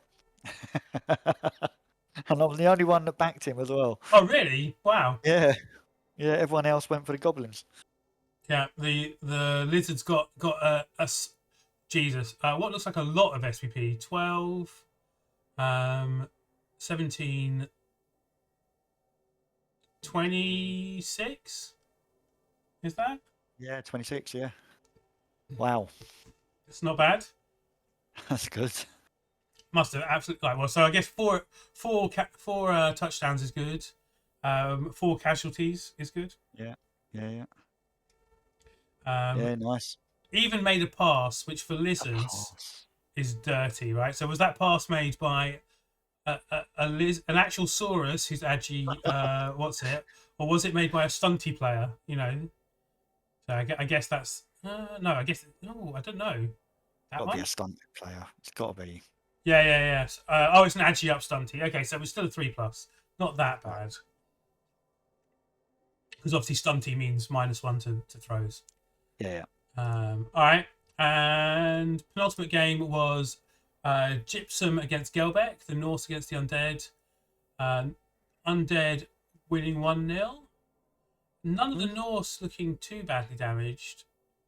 In fact, the Norse got way more casualties by the looks of it. Armor busting a ghoul, in fact, and killing a zombie. But, you know. Oh, and 2 send-offs to the Undead. I wonder if there was a certain amount of fouling going on in this game, or if it was just the Undead. But yeah, 11 SPP for corporal punishment. That's nice, isn't it? It's lovely. but you know, losing a game and getting 11 SPP, that's pretty good. Yeah. He must have got. So he got the MVP and he got 3 CAS. Yeah.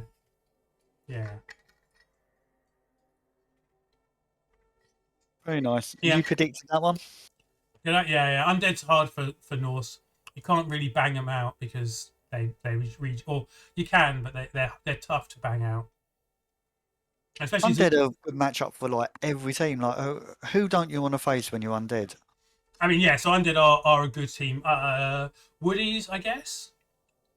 Generally, Right. like Khemri is really bad for Undead, right?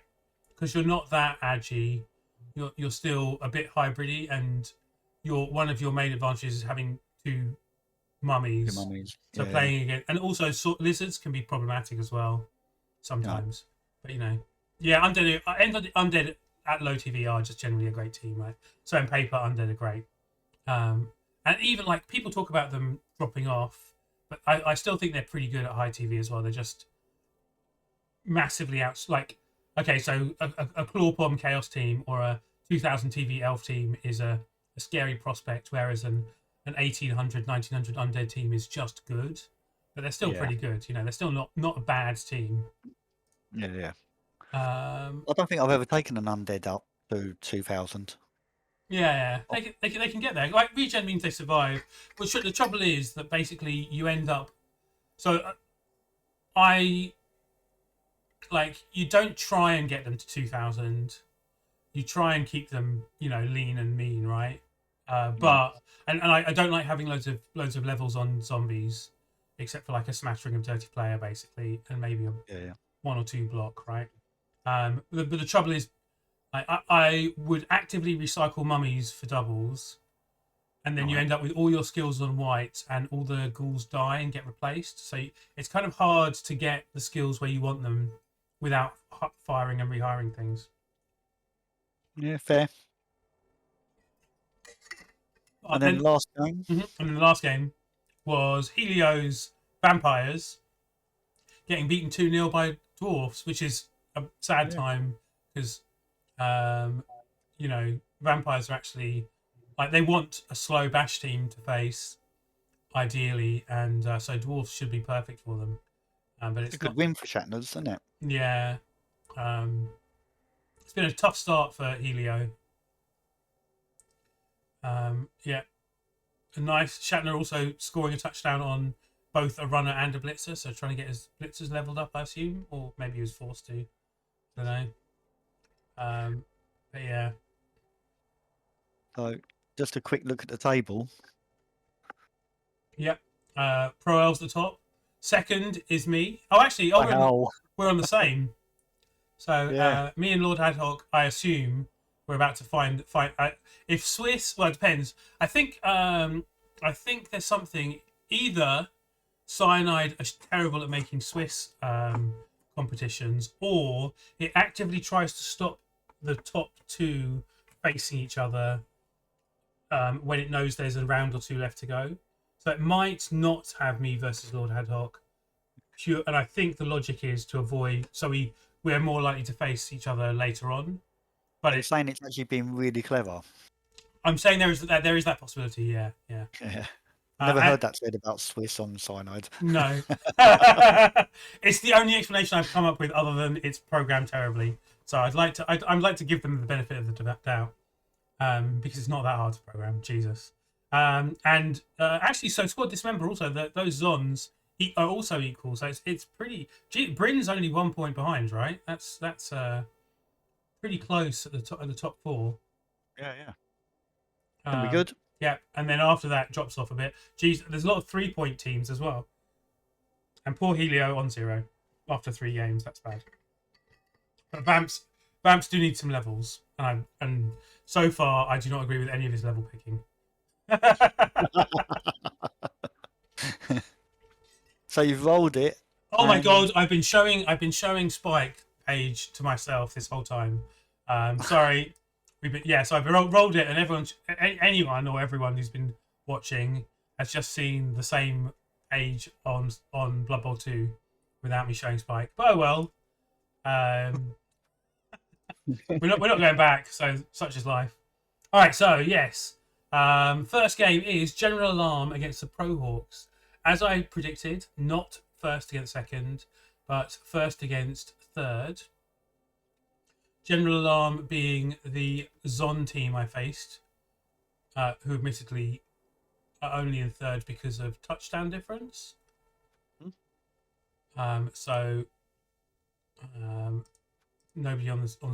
Nobody actually watching will have seen what the team looks like because I wasn't showing Spike like an idiot. They have a level up. They only have 9 players. Their TV is actually 1,070, including the level up. Which so many rerolls. Many rerolls. Yeah, lots of people like. I'm not sure how I feel about the 4 reroll Zon thing. I think we're having 2 with Zons.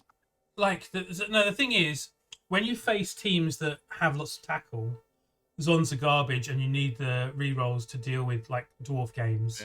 Yeah, fair. And also they are quite a slow bash team as well, right? So you against elves and other things, you kind of do need rerolls too, to like actually try and win games. 4 might be pushing it, but the trouble is they're so cheap, they can fit in 4 to 1,000 TV teams so easily. It's kind of like, why not? That's the thing. Unless you're trying to, min max a bit. Mm-hmm. So a lot of people start with 4. So he's 2 down. So he's going to be 1050 for next game. Plus the level, so he's actually 1070. Oh, 1070. Wait, and he's facing the Elven Union Lord Ad Hocs Pro Hawks, who are higher TV already. I have a feeling they're not. They're down a player, one player. So they're gonna be giving away 100k of TV. No, sorry, 90k because Pro Elves are 60. So yeah, 90k of inducements for the Zons. That guard's going to be handy, isn't it? That guard and tackle is going to be important. Yeah, those two skills alone make this game so much more in favour of the Pro Elves than it would have been without them, right? Yeah. And the Zons don't have any tackle, whereas this Pro Elf team does have only 2 dodge. But a blodger alone is that one player who's managed to get 2 levels is a scary thing, right? Yeah, definitely. Yeah, I'd go for the Pro Elves here. Well, I don't like the fact he's gone for. I don't like the fact he's got 3 catches already. Like Pro Elves. I think it's a bit early for 3 catches. Yeah, it is. Yeah, you want to be trying to level your blitzers anyway, right? So you try and score half your touchdowns on blitzers, and then the other half you're forced to score them on catches. And you want all of those early players, those positionals, to be getting SPP, and having 5 of them makes it a bit too hard, and it's kind of hard to protect them. And now you've got a guard player you want to protect. And I know lots of people talk about throwers if they're extra linemen, but you do kind of also try and protect him a little bit more as well. I went for a phase of that with my Pro Elves. All my players were too good, and it's just no fodder, and it's a nightmare. I'm a strong believer in the kind of rule of 5 thing of. Yeah. Oh, Poglar says I really should pay attention to chat. Squad is doing Zons for the first time, and play a lot of expensive elf teams. I think he's just loving being able to buy everything for the first time. Yeah, fair. it's a very not elf team. Although they've all got dodge, like Zons are basically dwarfs, where you're replacing AV9 with dodge instead, right? That's it. So you're less likely to get knocked down, but so the overall removal chance is very similar to dwarfs. As much as it's horrible to think about. God, I hate I'm gonna Zons. go. I'm gonna go draw. Okay. I'm going to go for Pro Elves. I think Lord Ad Hoc should win this, despite my thinking he's been a greedy person taking 3 catches. All right, next game is RPS Filler, which is my Goblin teams, against Viola, which is Bryn's Lizard Men. So they got a lot of SVP, and now they have 3 block Saurus. Oh, and the Agi up Skink got a level and got a double. So Agi block Skink, that is horrific for my poor beleaguered goblins to deal with. He says smiling slightly as he knows his plan already. Movement bust on one Saurus is fine. No, he hasn't got any money to replace it. So 12 players, 14-20, all skills taken against 8-10 goblins. 410. No, 610. 610, yes. I do have 11 players, although only just. Oh, and I've bloated myself up by taking a move up on a troll. What's that about? I rolled a non-double, and clearly you can tell how seriously I'm playing this team from the fact that I've taken piling on one of my trolls. That's brilliant. But seriously, movement on a troll is not that bad. 4 is really slow. 5 means he gets to keep up quite a lot, and they do run out of good skills very early on. Even the supposed the standard guard as a strength access skill is kind of less good for goblins, right? You either rarely want to get into a standing face-to-face bash match, or it's completely useless and people are not standing on you anyway, right? So I don't really like guard anyway, and that's probably one of the best ones. Break tackle then? Yeah, break tackle, stand firm, jugs are all equally up there in I can use them, but you're none of them are great. Ideally you want doubles or nothing. And movement up isn't great either, but it's isn't great in an equal way that all the other skill choices aren't great in my opinion. It probably means that he's going to go break tackle next, because movement up, break tackle makes him a lot. He's got a lot more space to threaten, right? And hopefully it means that people will stand next to him more to stop him being a threat, and then he gets to get more SVP by getting more punches in. I don't know. An important question is, who is at home? I am at home. You are at home. Have you got a stadium, have you? I do have a stadium, yes. And all right. So 50k will be removed from whatever star players I pick, as I have the Knuckle Altar. Nice. And with 100k, you'll be free, with 600 TV inducements, that's pretty much Ripper. Maybe the Ball and Chain. What's his name? I can't remember his name. I think he's Fungus the Loon. Yeah, how much is he? Is he 80 grand? He's 80, so I get him for 30.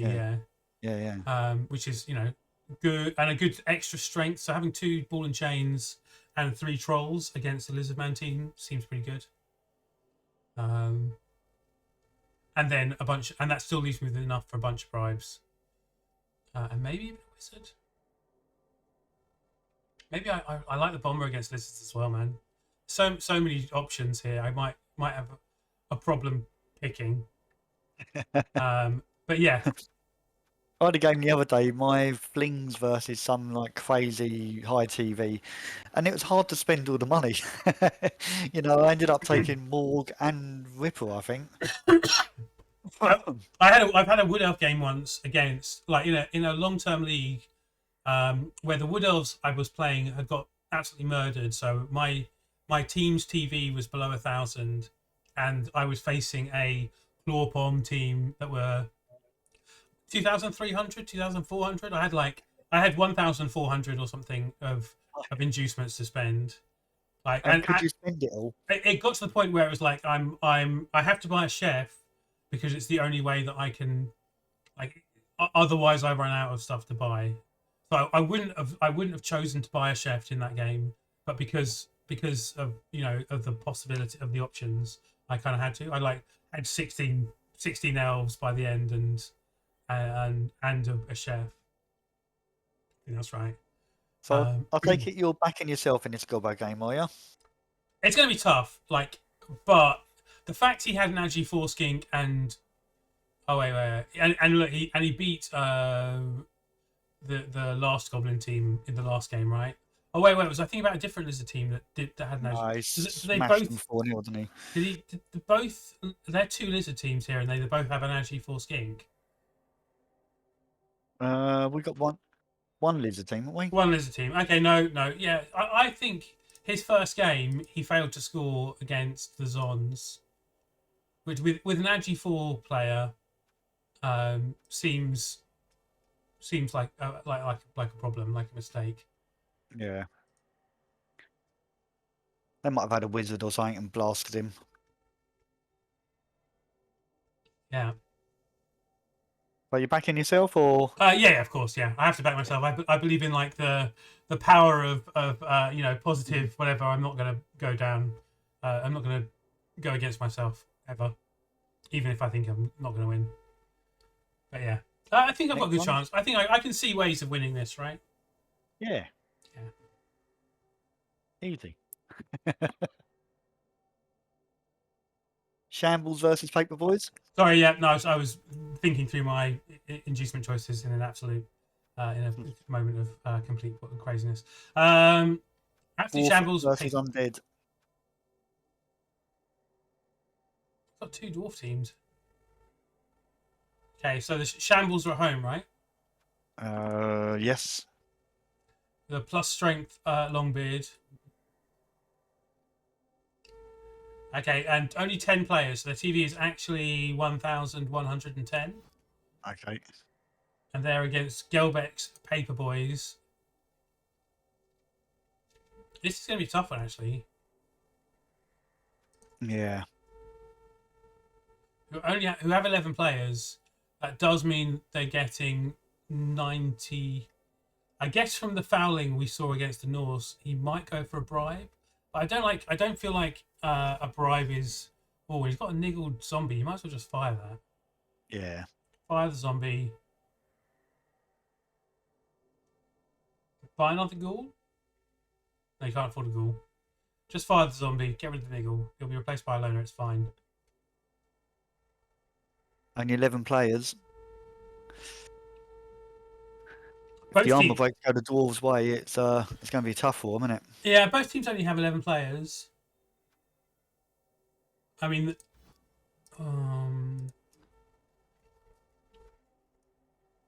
Undead are basically an AV8 team, right? But they do have 3 Mighty Blow, and the Dwarfs are basically an AV9 team, but they're getting Mighty Blowed on. So, kind of both teams are equal AV-ish, kind of. Yeah. Okay. Yeah. And the Undead have a Garda as well. I feel like Shatner's not going to get value out of this plus strength Longbeard, which is what's costing him. Yeah. Guard would have been so much nicer.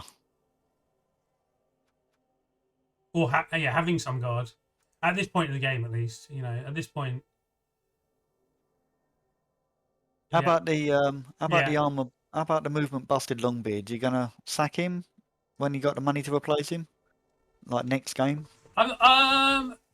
You're only 11 players. I'd kind of like to go to 12, and I think it's not that big a deal. Like, I don't like. It's really annoying, but it's not the end of the world to have one of them move bust.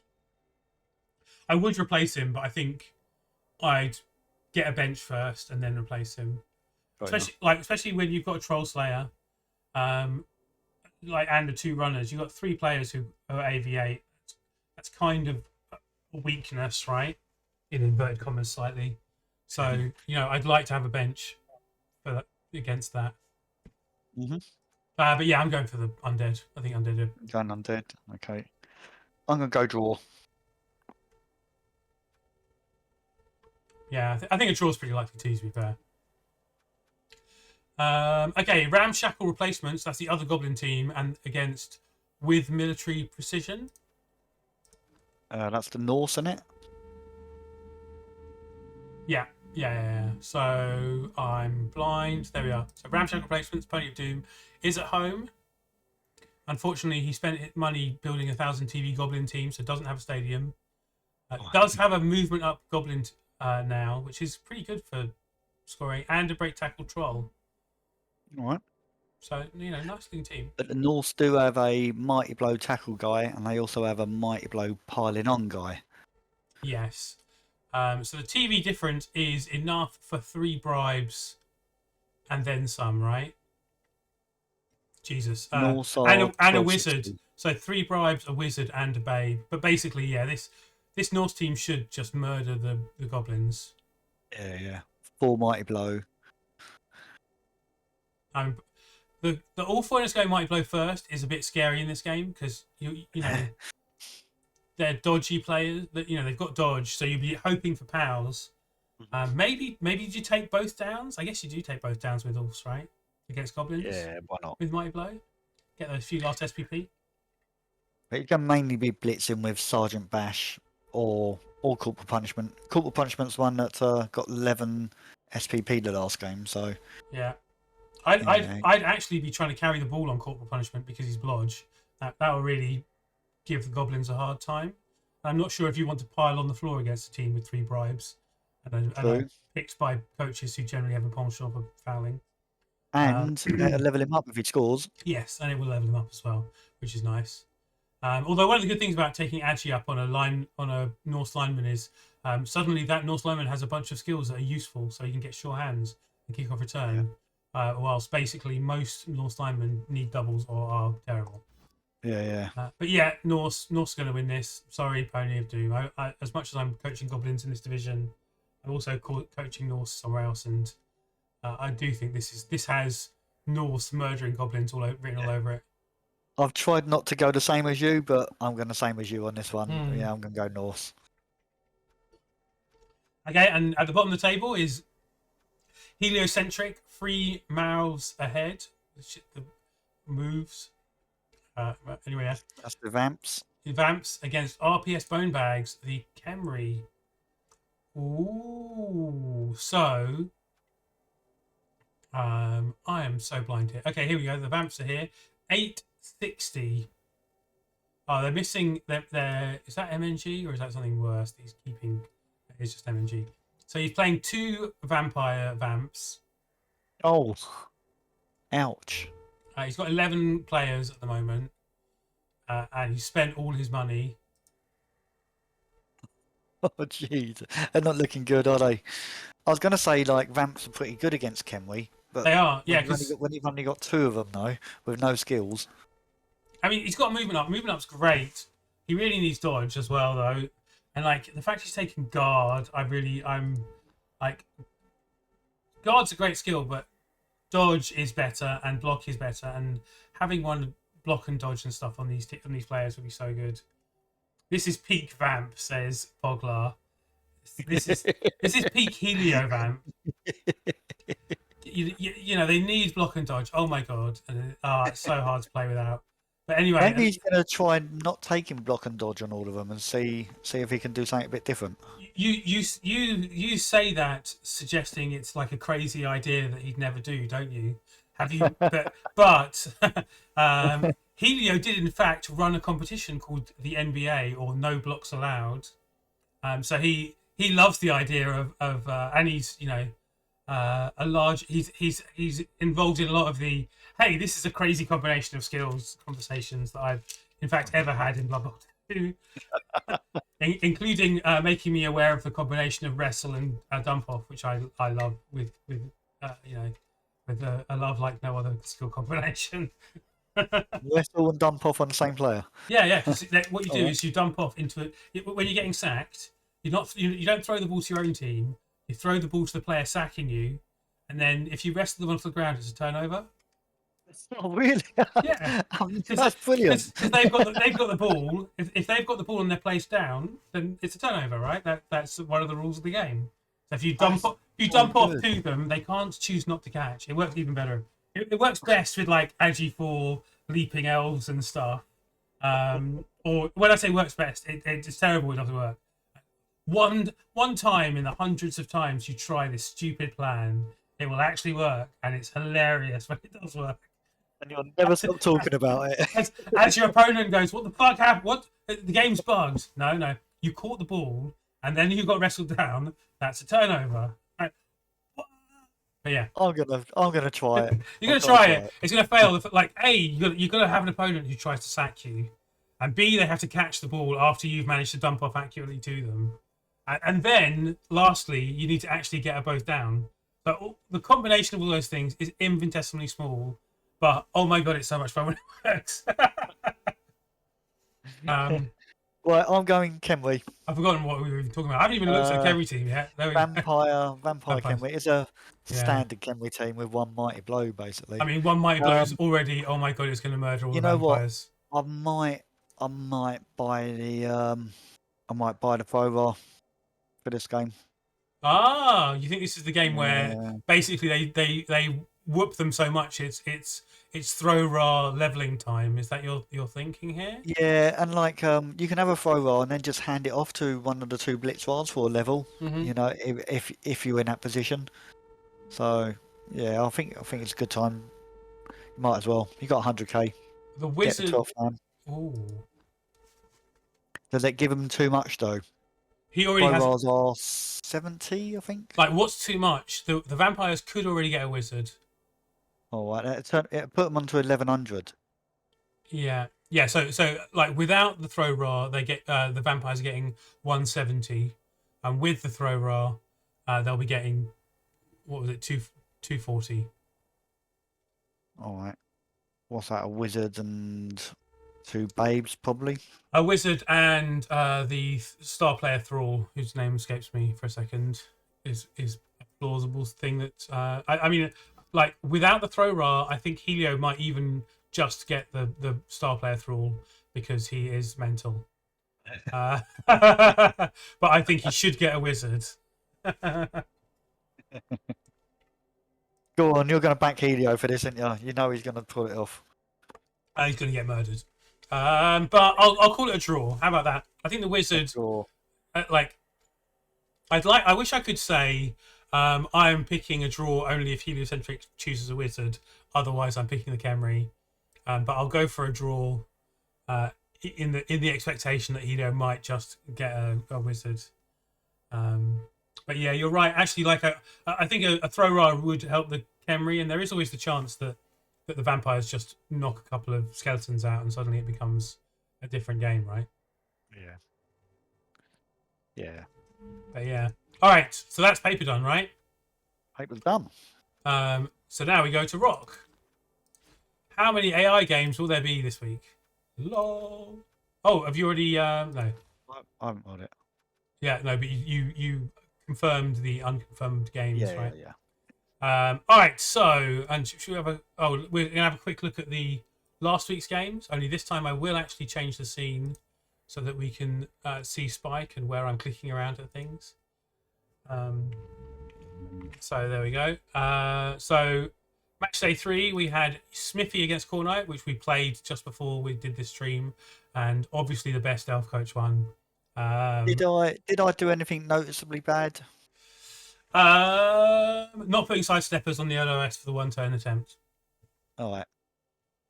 That would be my and like it's a risk, right? Because your sidesteppers are like your best players as well, aren't they? So you don't have. Yeah, I've got 2 sidesteppers who are just linemen with blodge step, right? So that it's less of an issue for me. But I still put the guard one on the line, right? Because yeah, I think it's more it's important. guard, and it really helps as well, doesn't it? Like, but yeah, to put both my Edge 5 and my 1-turner on the line, that's asking for trouble, isn't it? Even if not, so there is like an anti 1-turn setup where you have like two and then 1 on the LOS, and then it's the kind of the same shape I ended up doing with mine, right? Except where you put two of them together, and with two sidesteppers on the LOS, it's pretty hard to get pushes out of. Not impossible though. So I do think but I do know the best way to get pushes out of that defense, and the back line is probably better than that. So it depends on your opponent. Like, if you think your opponent doesn't know how to do one turning, then the back line is the best option, pretty much. Yeah, got you. But no, good game. It was not too dicey, really. You couldn't hurt the players, which was quite nice. I like that. I would argue that me making 38 blocks, Too much. and I gained 0 CAS out of those 38 blocks. There is a CAS here, but that CAS was caused by you sculling, right? That wasn't me. Yeah, that's right. Yeah. So I did 38 blocks, and although I did do 10 armor breaks, they were all stuns, no KOs. And then you did 25 and got a KO, as well as KOing your own player and casualtying your own player, which seems somewhat unreasonable in my opinion, or uneven, I should say. On the other hand, I did get 2 passes, which is nice, and I won the game, so I'm not too displeased. But yeah, I mean, yeah, no. So actually, also, if do you want me to be critical? The last turn, I think you could have aimed more to make it harder for me to get past. All right. I think you took the last block you took. I think it would be better just to dodge away from and build more of a wall. Yeah, because you only had to get that one guy out of the way, didn't you? And you could run through. 2 guys, but they were both with block, and it was even if I hadn't done that, I could have handed off to my extra movement guy. So scoring was not in the end. It wasn't a question of could I score. It was a question of how many dice I was willing to risk to score versus scoring on the elf I wanted to score. Right. Wizard, do you think I used a wizard at the right time, or should I held off a little bit longer? I might have considered fireballing. I do feel like that was about the right time. I mean, also maybe you should have had your plus movement guy downfield on your last turn, so that just in case anything went wrong, I had a scoring opportunity. Yeah. Yeah, well, I had more. There would have been more of a risk to. So I chose a slightly risky option, and that slightly risky option, I was more willing to do because I knew I couldn't lose. Yeah. So I could have drawn, but I was willing to make that extra 1 in 36, kind of, to score on the right elf, rather than do the safest options. Fair enough. No, I played okay. It could have been better. But I'm sure I'm not saying that I didn't make mistakes, but obviously it's easier to see things that you disagree with than it is to see your own mistakes because you're thinking about doing them. I definitely made mistakes. I was talking to chat too much as well. Yeah, you protected your good players like your one turner and your killer. I didn't really have chances of getting hits on them. If I did, it was like at the wrong time for me when I wanted to be doing something else. Yeah, so, and that the speculative moving your speedy player down the sideline to try and was it really to get my movement, my mighty blow that's on that side? Because my mighty blow was always going to have so many things to hit. It wasn't really as long as if I wanted to make hits for the sake of hitting, there were so many targets for me to hit that it wasn't really taking me away from the action. I really like having someone behind your team. And it was quite hard getting behind your team. And then once you've got someone behind there, it just makes everything much harder for you because I can always pull off the pass, make the hole and make the pass. Yeah. It's very disruptive. Yeah, I totally agree with that as a general principle. I just may have gone for it more with the skillless, and also if the one who just had dodge was the scoring threat type thing or the backline threat. I might have left it alone, which might have made everything a bit easier. I think. I don't know. All right. I also would argue that I was unlucky not to sack the ball on that turn. I snaked the GFI to get the hit on the ball. But Right. Enough of our game. Yeah, cool. Who bet on me winning? Who did bet on you winning? You obviously bet on yourself winning. Yeah. That was it. It was only me, you, and Flying, and Flying thought I was going to turn you over. Lol.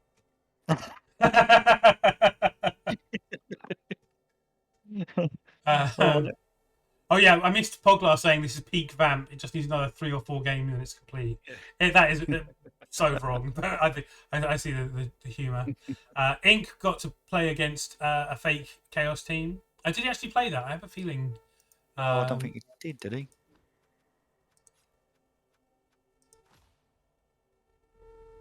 Yeah, he did. Yeah, he beat up the one. Oh yeah. Yeah. 28 armor breaks. Yeah. Wow. Was that Longbeard Agi bust before? Because it wasn't. Oh, actually, of course we can check. Oh, we can't. No. So the games against the AI don't end up on Spike, so we can't. Right. We can't even look at the match report. Sad times. Yeah. I wish I never played against the AI. Yeah. Yeah. There we go. I am well aware from playing rat games against the AI for a little while. No, I told you my playing against the AI. So I used to love playing against the AI because I had a laptop that couldn't manage to play a full game against a human opponent because the AI plays faster. The battery on the laptop would die, and also it couldn't recharge when it was on. So it had this thing where like the laptop wouldn't recharge when it was turned on. So you had to turn it off to charge it, which meant the battery was really important. And the battery didn't last as long as a game against a human opponent. But it did last long enough to play against AI. So I played a lot of stupid like AI games on that laptop when I was bored. What an annoying laptop. Yeah, it was horrific. Yeah. Like I also had, I had a gaming computer before that laptop, but the gaming computer was old and it wasn't really very good. And then the laptop was kind of more of a, it was supposed to be a gaming computer, but the not charging thing was terrible. And obviously, as the battery got worse, it became worse and worse. And then eventually, I got a new computer because of it. So it wasn't the end of the world. I wasn't not unable to play Blood Bowl. I did play a lot of AI games in when I was away somewhere or something, just to do silly things. Someone on Facebook once said the AI was good, so I told them they were wrong, and then during the course of the conversation, I said, I bet you I can beat the AI 10-0 or more, and so I played 13 rat games, and in the 13th rat game, I beat them 10-0. Really? Wow. So yes, and in that time, and also a bit of when I was playing against the AI for fun, you learn how the AI plays, and I can see why people enjoy playing against the AI. It is fun to basically just level a team, but it also makes you well aware that the AI is able to kill everything, and does block when it wants to, right? Anyway, I'm gonna have to mute you for like 2 minutes. Somebody's just come in. Okay, cool. It won't be a sec. All right, I'll talk about the next game anyway. So the next game was Pony of Doom, the Halflings against Sugar Daddy's Khemri. Pony of Doom's often here to chat. Oh dear. His Agi up kickoff return goblin, a halfling got armor bust. Wait, no, it was already armor bust. Those injuries were from before. Ignore me. One halfling died, another halfling died. No one cared. It's fine. Two normal halflings died, and they scored one on an. Oh, I might have watched this. Did I watch this? I don't know. Sounds vaguely familiar though. Maybe we're just talking about it. And a block skeleton died again. Another player that's probably better to be dead. I'm back. All right, all good. Right. Yeah. I was just looking at the stats. The halflings lost a couple of flings. I looked at the injuries and thought that some injuries to players were horrific, and then I realised that they'd already happened, and he'd been keeping halflings anyway, so it was totally meaningless. But 2 halflings died, and a skeleton with block died. But no one wept over any of them. I don't think. The Shug Daddy did manage to score a touchdown on a Blitzra, as well as getting a Kaz, getting up to tennis, which is nice, and gets him a level. Smattering of other Kaz SPP, and another touchdown on a throw roll. And nobody backed them to win. Nobody backed the Khemri to be maybe. Nobody backed Well, Khemri. when two of the people who are playing Goblin, playing the stunty teams, maybe we. I'm surprised I didn't say. Yeah, you both went for the flings, and I went for a draw. Maybe because of the TV difference, we thought that would be enough to put make the the life hard. It was. Yeah. He did go for deep root, and I did think that Zara would have been better against Khemri because stabby stab stab, stakes, right? Yeah. All right. Next is Albion the way home against Tribute Clock. So Norse versus Chaos. Yeah. And the Norse got a lot of red crosses. What was the score? 2-1.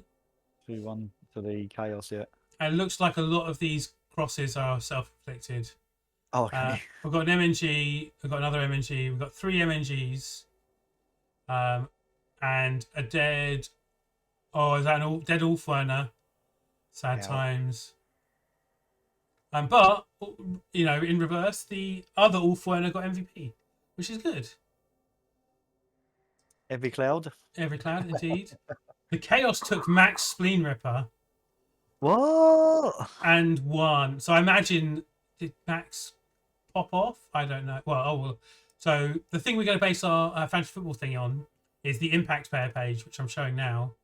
Yeah. And Max did not get any points. Wait, oh, there he is. No, he got 1 KO. Nice. So that was all he did. There was a Beastman, Loyal Clocketeer, who got 14 points. Oh, he scored 2 touchdowns. That's why. Right. Nobody backed the Chaos to win. Yeah, I'm not surprised. I don't think this Chaos team looks particularly scary. I think this might just be a, dice being dice thing. Maybe.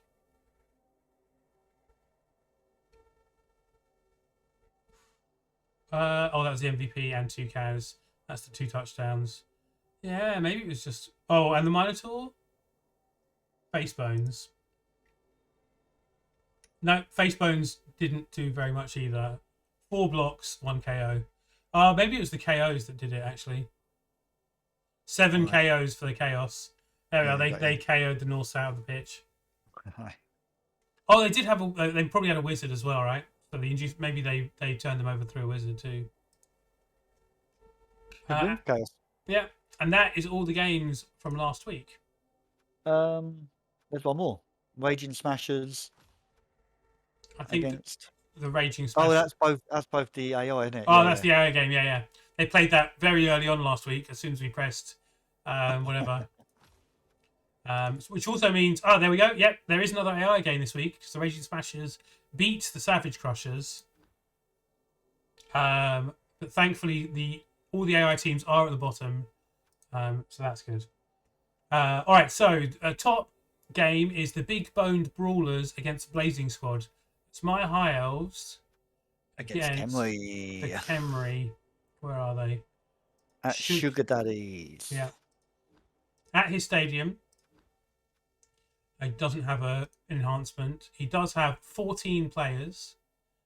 No tackle. Okay, no tackle. Yeah.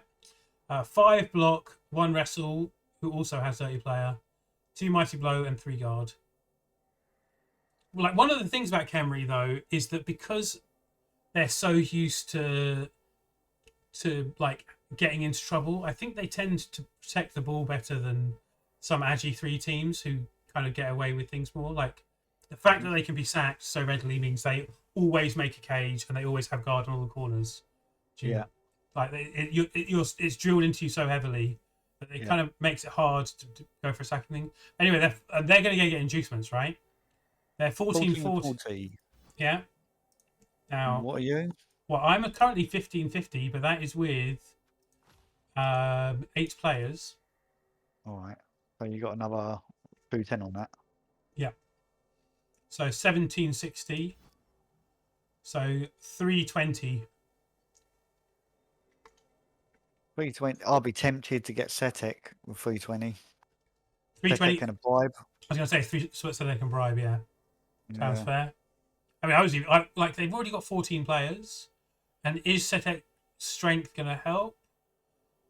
It's the strip ballers, isn't it? Well, is strip ball even going to be that useful against high elves? What about just getting 3 bribes so you can keep fouling? I'm not even joking. You know, every time you get someone down, foul them. That's got to be the number one game plan, hasn't it? Yeah, considering you've only got 8 proper players. And like with 3 bribes, you know that dirty player is getting some fouling in. Yeah. Maybe 3's too many, but I feel like Again, it's getting you down, isn't it? All that blodge everywhere, no tackle. You know, he needs to be getting you on the floor, and that's not. Fouls do happen though, and like you know, there's 4 players who don't have blodge, so you know that's already a start, right? Yeah. Get rid of those, power any of the others. Is there a tackle? Star player for Kenley? Not the there's only 2 star players. One of them's a dwarf. There's only 2 tackle star players. One of them's one's an elf. Oh no, sorry, 3. 2, the dwarf, Chorf, and Prince Maranian. So the high elf Prince Maranian, the Chorf thrower with the bazooka. Zarg Mad-Eye. Actually, is there a dwarf one with tackle? Maybe there isn't even a dwarf one with tackle. I think Zarg's got tackle, has he? Yeah, Zarg does have tackle. Zarg Mad-Eye, the strength 4 blockless Longbeard. He's got tackle but no block. And that's it basically. So I mean, Ramtar's got wrestle. He's quite expensive. 300 and something K, and he break tackle, strength 6, quite nice. Yeah, and wrestle, so pretty good sacking, and it does mean you don't have any room for bribes, which means less day player. But also, you know, really adds to the strength as well. But would take some of your cash. But do you need cash now? This team is basically complete. He also has Mighty Blow as well. 3 bribes ain't bad. Shout, you know, that really ain't a bad shout. Or how about even 2 bribes and a dirty player skeleton? So there's more dirty player skeletons out there. That works as well. That would be 120, yeah. Yeah, 120. Yeah. Well, 120, yeah.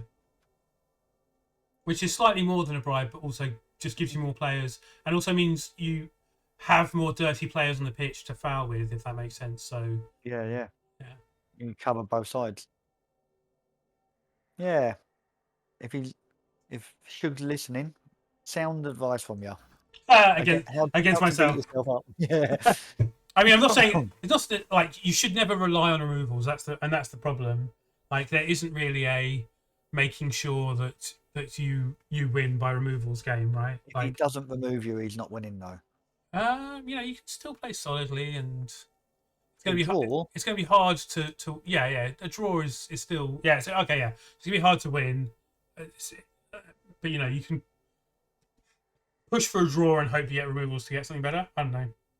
You fancy your 1 turn attempt against 4 Tomb Guardians, do you, on the NOS? None of them have stand firm. None of them have block. So I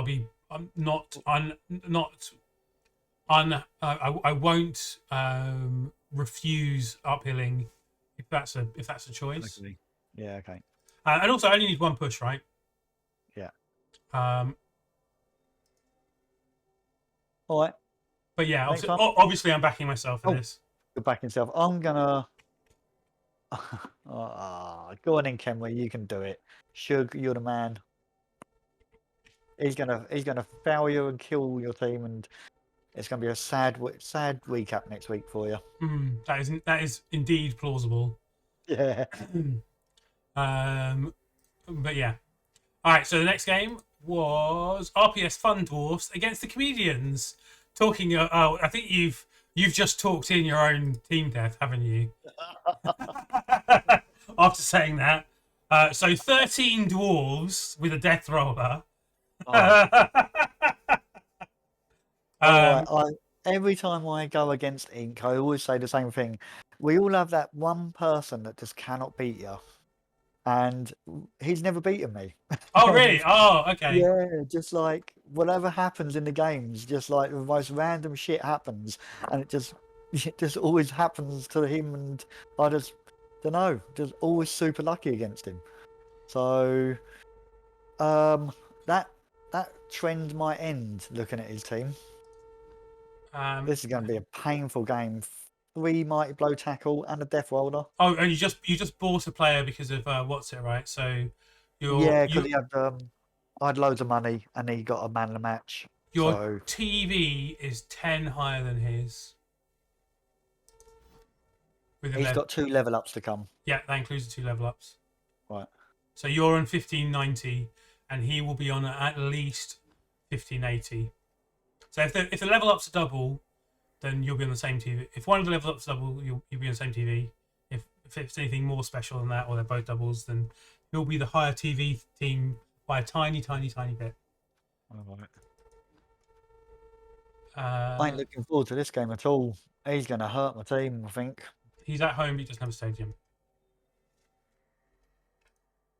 Good coach. He's Yeah. What's his stats?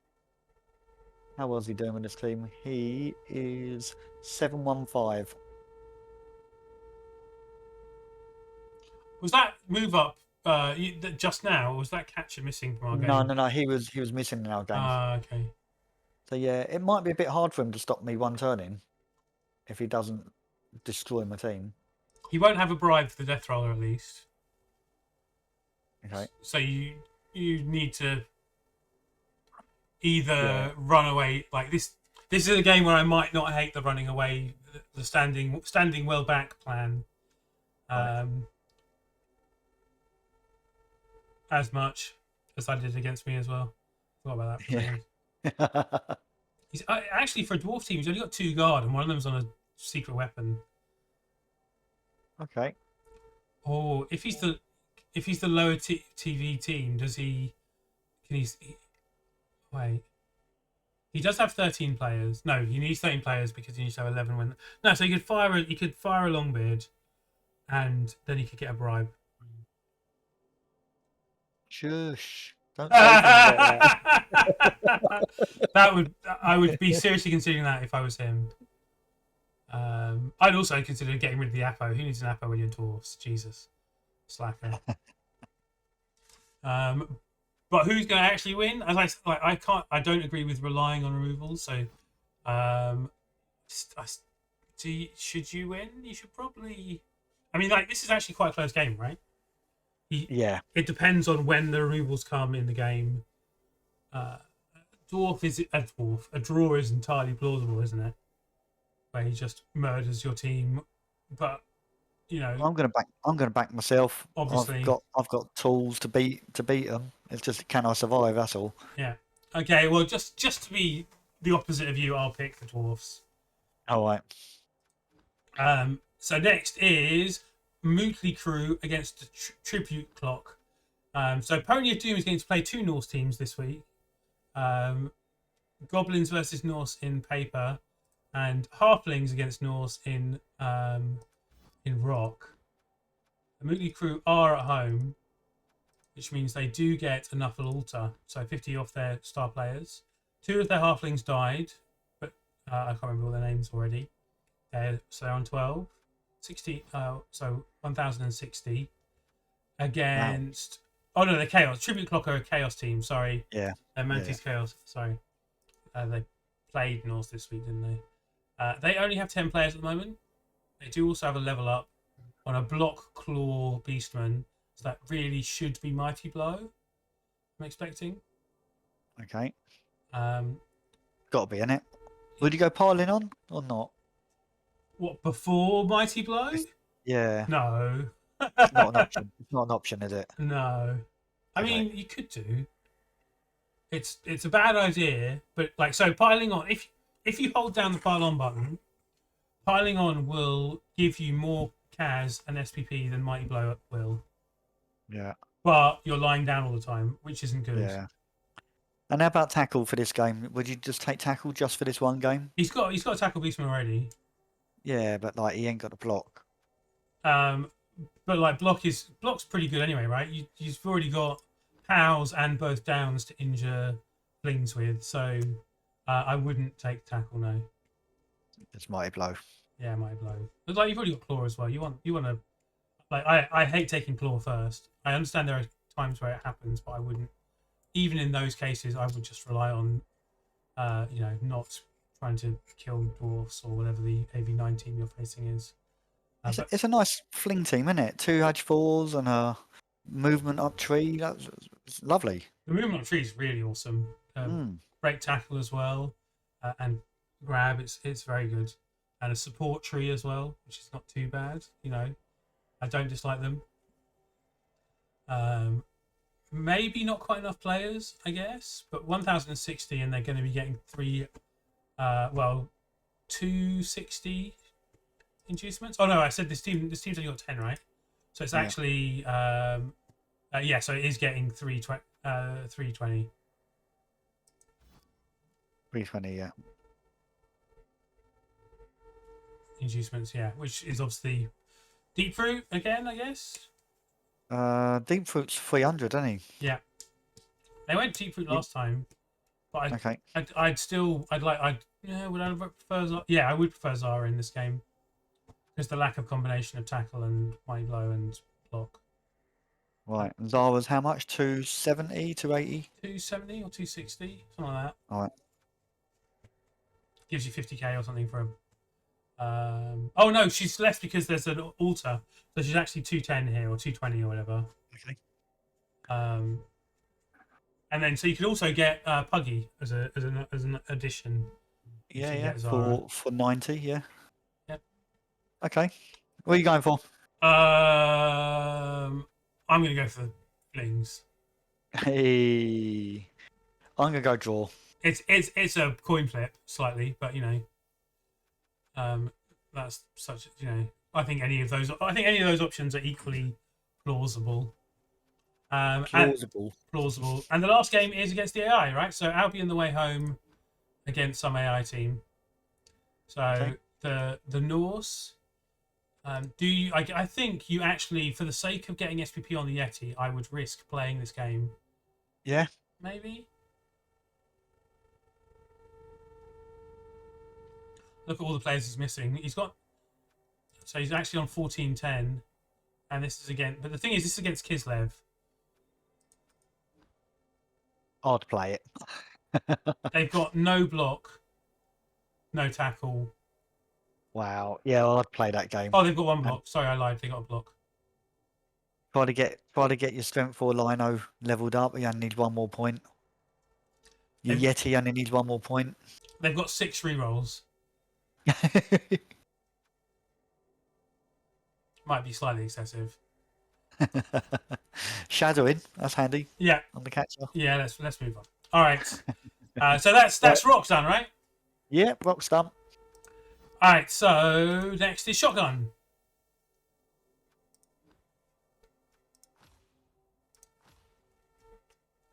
Okay, I asked Ethel if he did the spike thing out with Poncho, and he said yes. So that does mean the shed command should work, right? So let's. I'm going to try this live. I go into paper and do shed. Oh, sorry, S shed S36 paper minus T minus M minus bet.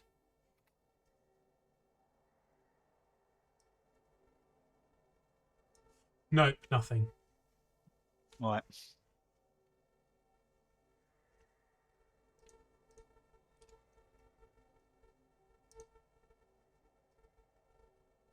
All right.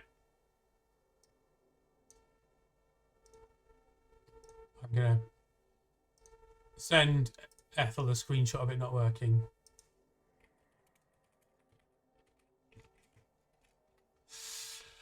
All right. Okay, shotgun, here we come. Yes. So, should we have a quick look at last week? Yeah. Well, I need to actually get to shotgun. And the amazing thing on the predictions is nobody got a correct prediction out of 3 games. I'd like to say, yeah, no, that's why I know I saw. There is no starred bot in RPS, but Ethel did say he sorted it, but I think he lied. So you know, I'm in another Discord where I have sorted out my bot. Anyway, such is life. All right. So as you're here, Poglar, the first game was your game against Shinian. A 1-1 draw. Elves against elves. Oh, I see Eldril. Yay! What happened? It's been a real season of upsets. All the undervalued newcomers unbeaten. Ooh. How was Eldril? Was he any good? Oh, I mean, like, I don't know about you, but I value Guido quite highly. And you as well, Boglar. So you know, I wouldn't, you know. But yeah, it's actually good point though. It was Shinnan's pointy hats. Yeah. Basically gifted me the game, and I blew it by being greedy and trying to stall on turn 7 instead of scoring. Yeah.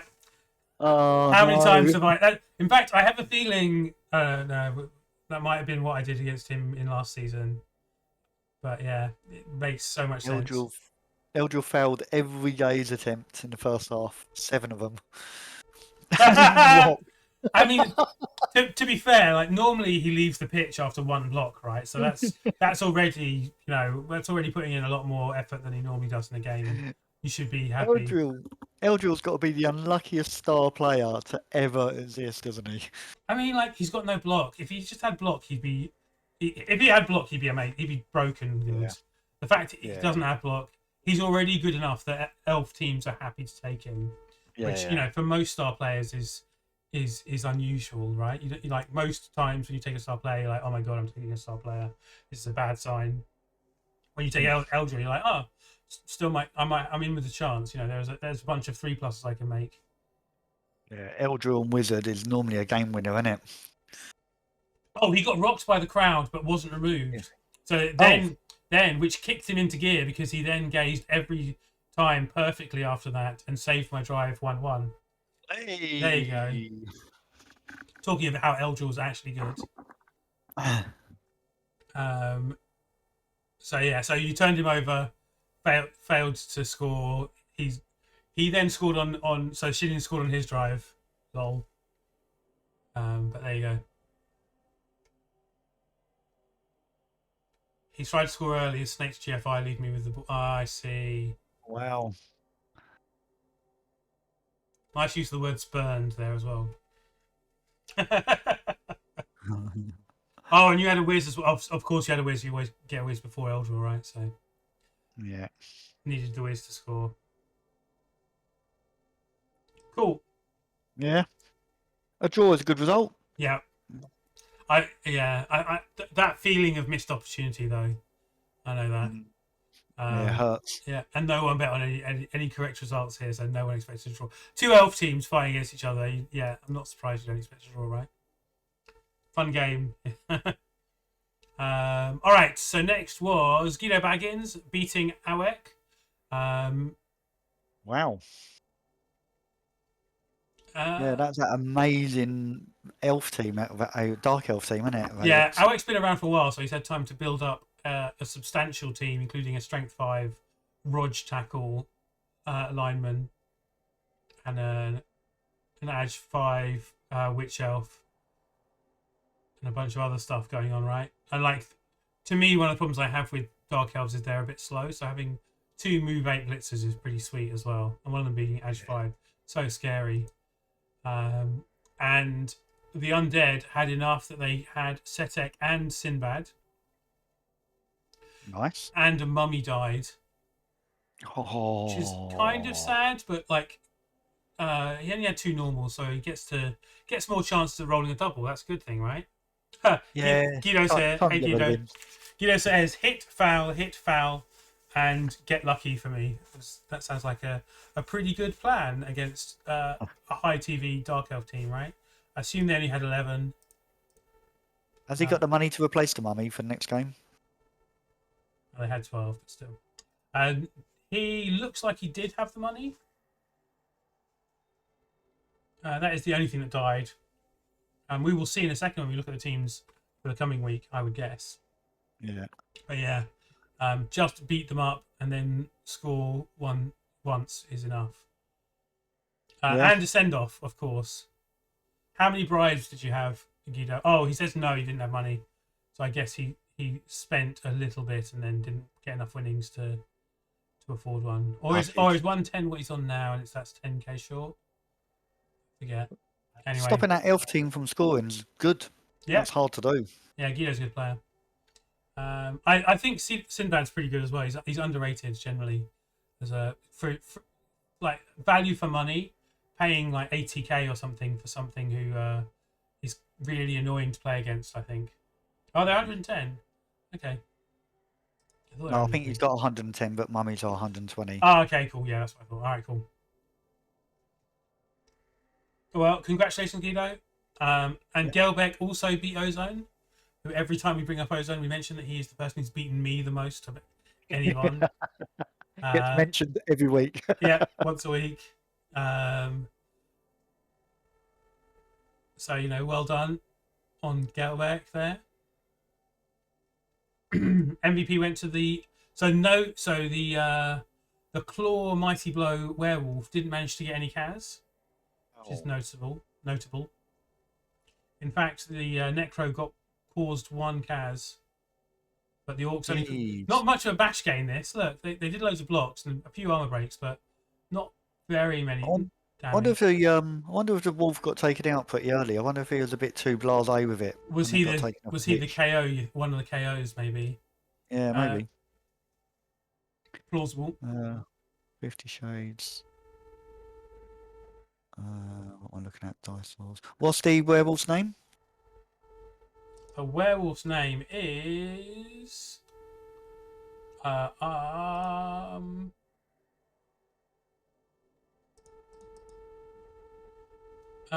Casket. All right, he did.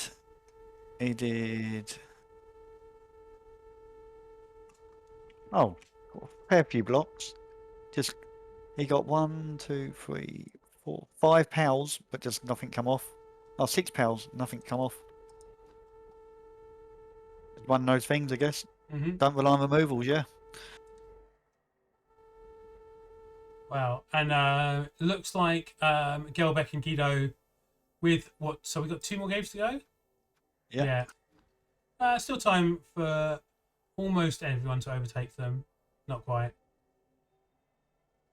Yeah, so even Ozone and Shinyan could theoretically overtake them. I haven't looked at the matchup, so we don't know. Whatever. All right, so dodge and cover against the Wooden Actors. That's Alex dodge and cover against Poglar. So Alex at home doesn't have a stadium enhancement. Has 12 elves at 1990 against 1340 wood elves. How are you feeling about this game, Poglar? 1480 TV once you take in, what's it? Loners. So 1480. 460 TV of inducements.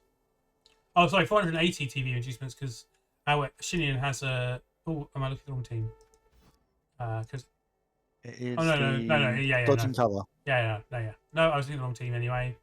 What did I say? 1480. So 510 of inducements for the Wood Elves. So I guess that's a wizard again, and Eldril. Yeah, that's 3.5. Yeah, so that leaves another 150. I guess Loner Catcher? Yeah, you reckon? Or you wouldn't go Apo and Babe? Or a lineman and Babe? Maybe. Yeah, maybe an Apo Babe. I'm not as I like bodies because it gives you alternatives, whereas an Apo only gives you like one. And babes have a one effect, and Apos have one effect, or have a slightly better effect. But having an extra player kind of can be a bit like having an Apo to keep you up in players, or it can be used like a free bribe and you can foul with it. Yeah. That's my thinking. It's a trim team, isn't it? It really is. Yeah. It's a trim Wood Elf team. The question is, does Awek have a? Oh, he not only has a Blodge sure hand player, it's a runner, so they also have dump off if he wanted to avoid sacks that much. Right. Okay. And the Dark Elves have Mighty Blow. Yeah. It's gonna be a tough one. Oh, it is, isn't it? Oh. How much work can a Wizard and Eldril do to keep Poglar in it? NB, Poglar has managed 3 draws so far this season. Are you going to carry on with aiming for 100% draw record? You're almost never there. been done. And looking at the other teams, it's like 5 draws might actually keep you up. Theoretically, maybe not. Probably not. Probably not. Probably not. Although there's only 2 teams that have won games. Yeah. I mean that so there have been 5 draws out of the 9 games. Wow. What are you going for then? I think Poglar's going to win his first game of the season. I think the Dark Elves are going to get their first win of the season. Sorry, Poglar. Are you just choosing that because it's the opposite of me? It's a good Wood Elf team. Oh, it's a good Dark Elf team, and I can't believe he hasn't won a game all season. So it's going to be close. Again, I'd like to say that I think all 3 results are almost equally possible. Like it's fine margins. I do think the Wizard and Eldril really help bring Eldril's going to last the whole game. Low TV surely not to being competitive. The Dark Elves do have a better team generally, obviously, as you'd expect from a team that's got 500 TV, benefits or whatever. I'd actually really like to watch that game. I think the Wizard will. I'll try to keep my eyes peeled for that. See. All right, so next is Ozone's 50 Shades of Graves against the Pointy Hats of Uthalan, whatever, how you want to say that. Ozone's at home. He does have the beer stand and 12 players at the moment. You could have more.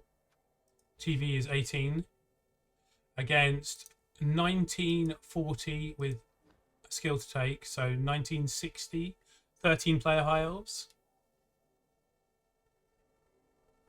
Who have not ordered their team in a way that I'm sure you would like, Rob. There might be a reason for it though. Oh, I've just realised I've unplugged my headphones, so I can't hear what you're saying. Oh wait, say something again. There might be a reason for the ordering. Yeah. Oh, so now that I've mentioned my age thing, you think there might be a reason that makes it easier to take? Yeah, I'm always in doubt now.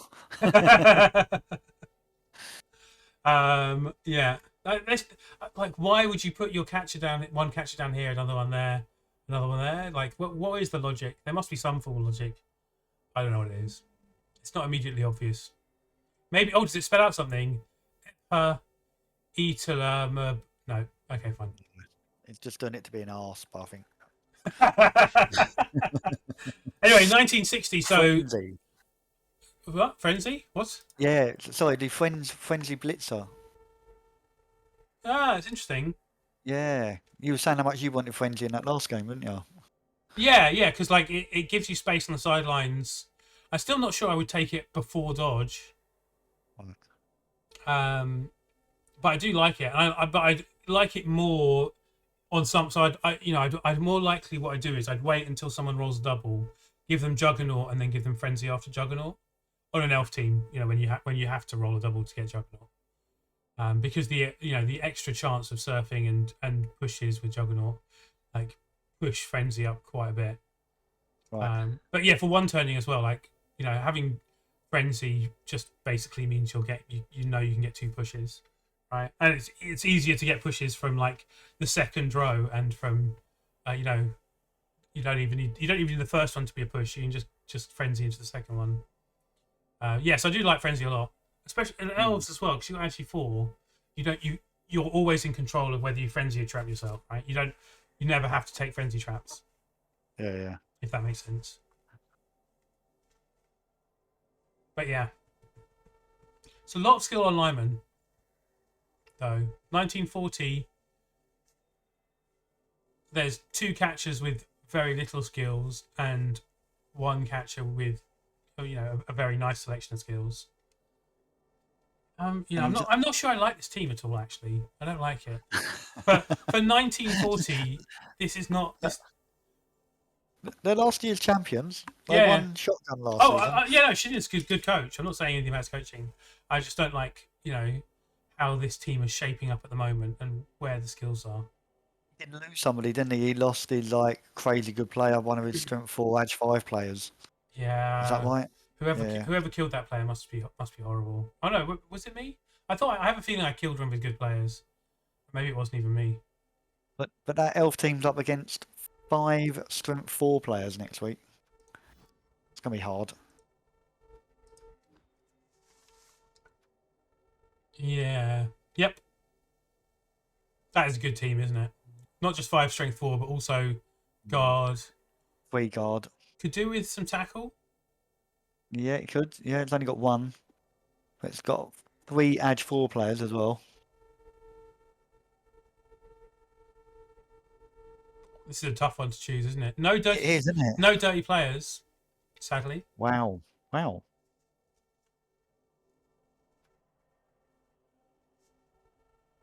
Yeah, I'd get rid of that strength 4 zombie. You don't need it. It's bloat. I mean, in this game, it doesn't make any difference, right? So, like, the other team is also kind of bloaty. And this is like 13 elves against 12 necro. Obviously, the necro have a massive bash advantage, so it doesn't make that much difference. The elves can put them under quite a lot of pressure, and the necro don't have any they have frenzy instead of tackle. That comes a bit of a liability, but exactly the right amount of money for a wizard as well. So I'm assuming Ozone will get a wizard. I'm gonna go for Ozone purely based on the fact he's got a wizard to help him. I'm going to draw. It's tight. Have you gone for a draw every week? Every game? No, I went for Dark Elves in the first game and okay. draw in this game. And so obviously the last game is Mork's favourites against the Ryman Hypothesis. So obviously Mork's favourites being Gelbeck's Orcs, 1820. These are the 2 at the top of the table, both with 2 wins and a draw each. So this is the 6-pointer, and actually, yeah. Everyone else wants this to be a draw, right? This needs to be a draw to allow everyone else to catch up. Yeah. And even if it is a draw, the players who are on 2-1-0, the players who are on 1-0-2, could only equalise after that. So there's nobody on 102. Nobody's won apart from these 2. Sorry, 0-1-2. Yeah. Yeah. So those people with just a draw need this to be a draw to still be in chance with winning. I guess likely that one of these 2 teams, the winner of this game, is probably going to win the league. It's very likely, yeah.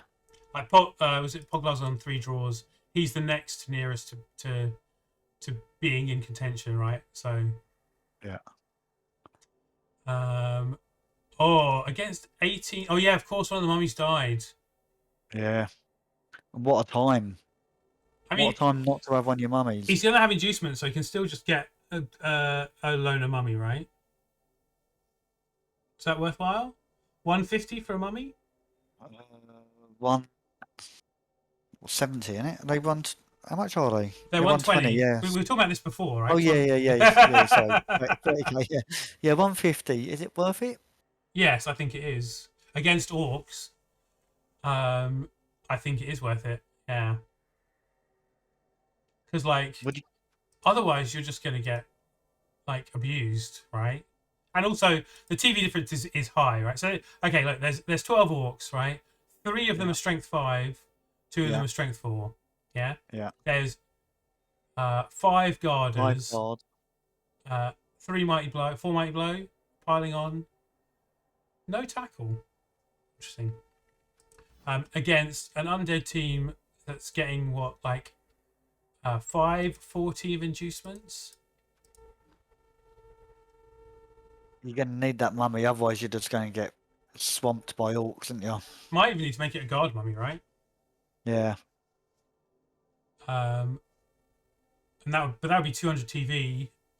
Guard mummy and Sesek again, not or even what's his name? Who's the Tomb Guardian we were talking about earlier? Yeah, Ramtut. Ramtut. Yeah. Or like it depends how important is a wizard, how important is a bribe. And this is a must-win game for both of them. Yeah. Yeah. Tough. Jeez. Interesting to see what they do. What are you going to go for? What result do you think is the most likely? Oh, God. Most likely, probably a draw, I think. Hate to say it. I was going to go for a draw as well. All right. Both draw. I feel like a draw. It's like, okay, it's either a draw or Gelbeck wins, right? Like that's those feel more likely than the undead winning. Maybe. Nobody went for Guido last week and regretted it. Yeah. He's a really good coach. Yeah. Yeah, but good. Oh, yeah. Sorry, Guido's been saying too much strength, too much guard, no chance here, and down a mummy, loan a mummy with guard? Question mark. Yeah, that's what we were saying. Yeah. Or ramped up because he's strength 6 as well, right? You could maybe tie some of them up. I mean, you've got the movement. You got the movement, so you could just you are the elf team in this matchup, aren't you? Essentially. You just don't want to get swamped by strength 5 orcs with guard all over the place, do you? It's be a nightmare for you.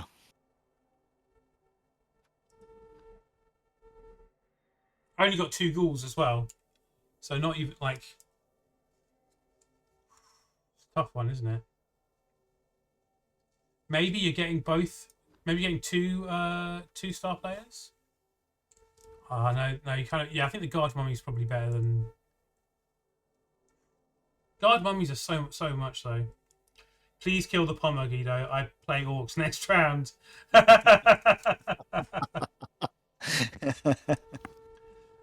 Yeah, no, I'm gonna stick with the draw. Actually, let's say the draw. Yeah, I think that's fair. Also, that would make the last week very exciting. If other teams can win their games, if other teams can actually win games, this is the week to do it. 2 games that don't involve the teams that have won games. No more draws. All right, that's done, right? That's it. We're all done. Pogla says, I beat these orcs last season, but it was 100% the Pommer was MNG'd. Ah. Right. And maybe the team wasn't quite as big at that point, right? Yeah, nasty team now. Oh, so does anyone have any... Oh, cheers, Pogla. Thank you for joining us. Like, it's always good when people are chatting back, right? Even, sorry if I missed a whole bunch of chat in the first, in the game we actually played. All right, so who should we raid? I guess Dimmy. Oh, so Andy Davo is doing more of his tournament and wheel stuff. I don't know if he's actually doing the tournament, the GG Tour thing, or if he's just playing CCL and talking about the tournament, but whatever. He's got that in his what's it? Dimmy is playing GG Tour qualifier. So you could go to. I'm probably going to raid Dimmy. Actually, I think Dimmy is who I'm raiding anyway. I'm surprised you haven't entered that competition. I might. I kind of. It's mostly just slackness. I haven't got round to it. I'm not that next weekend. I'm not really free, so I shouldn't spend next weekend playing Blood Bowl. So I don't. There's not as much of an advantage to qualifying because I don't really want to play next weekend. Right. So I have my son. So and it would interfere with playing. So that's the problem. I might enter anyway over the next few hours if I'm bored, but I'm not necessarily feeling it. Dimmy is actually playing in it. Nolicius is streaming as well.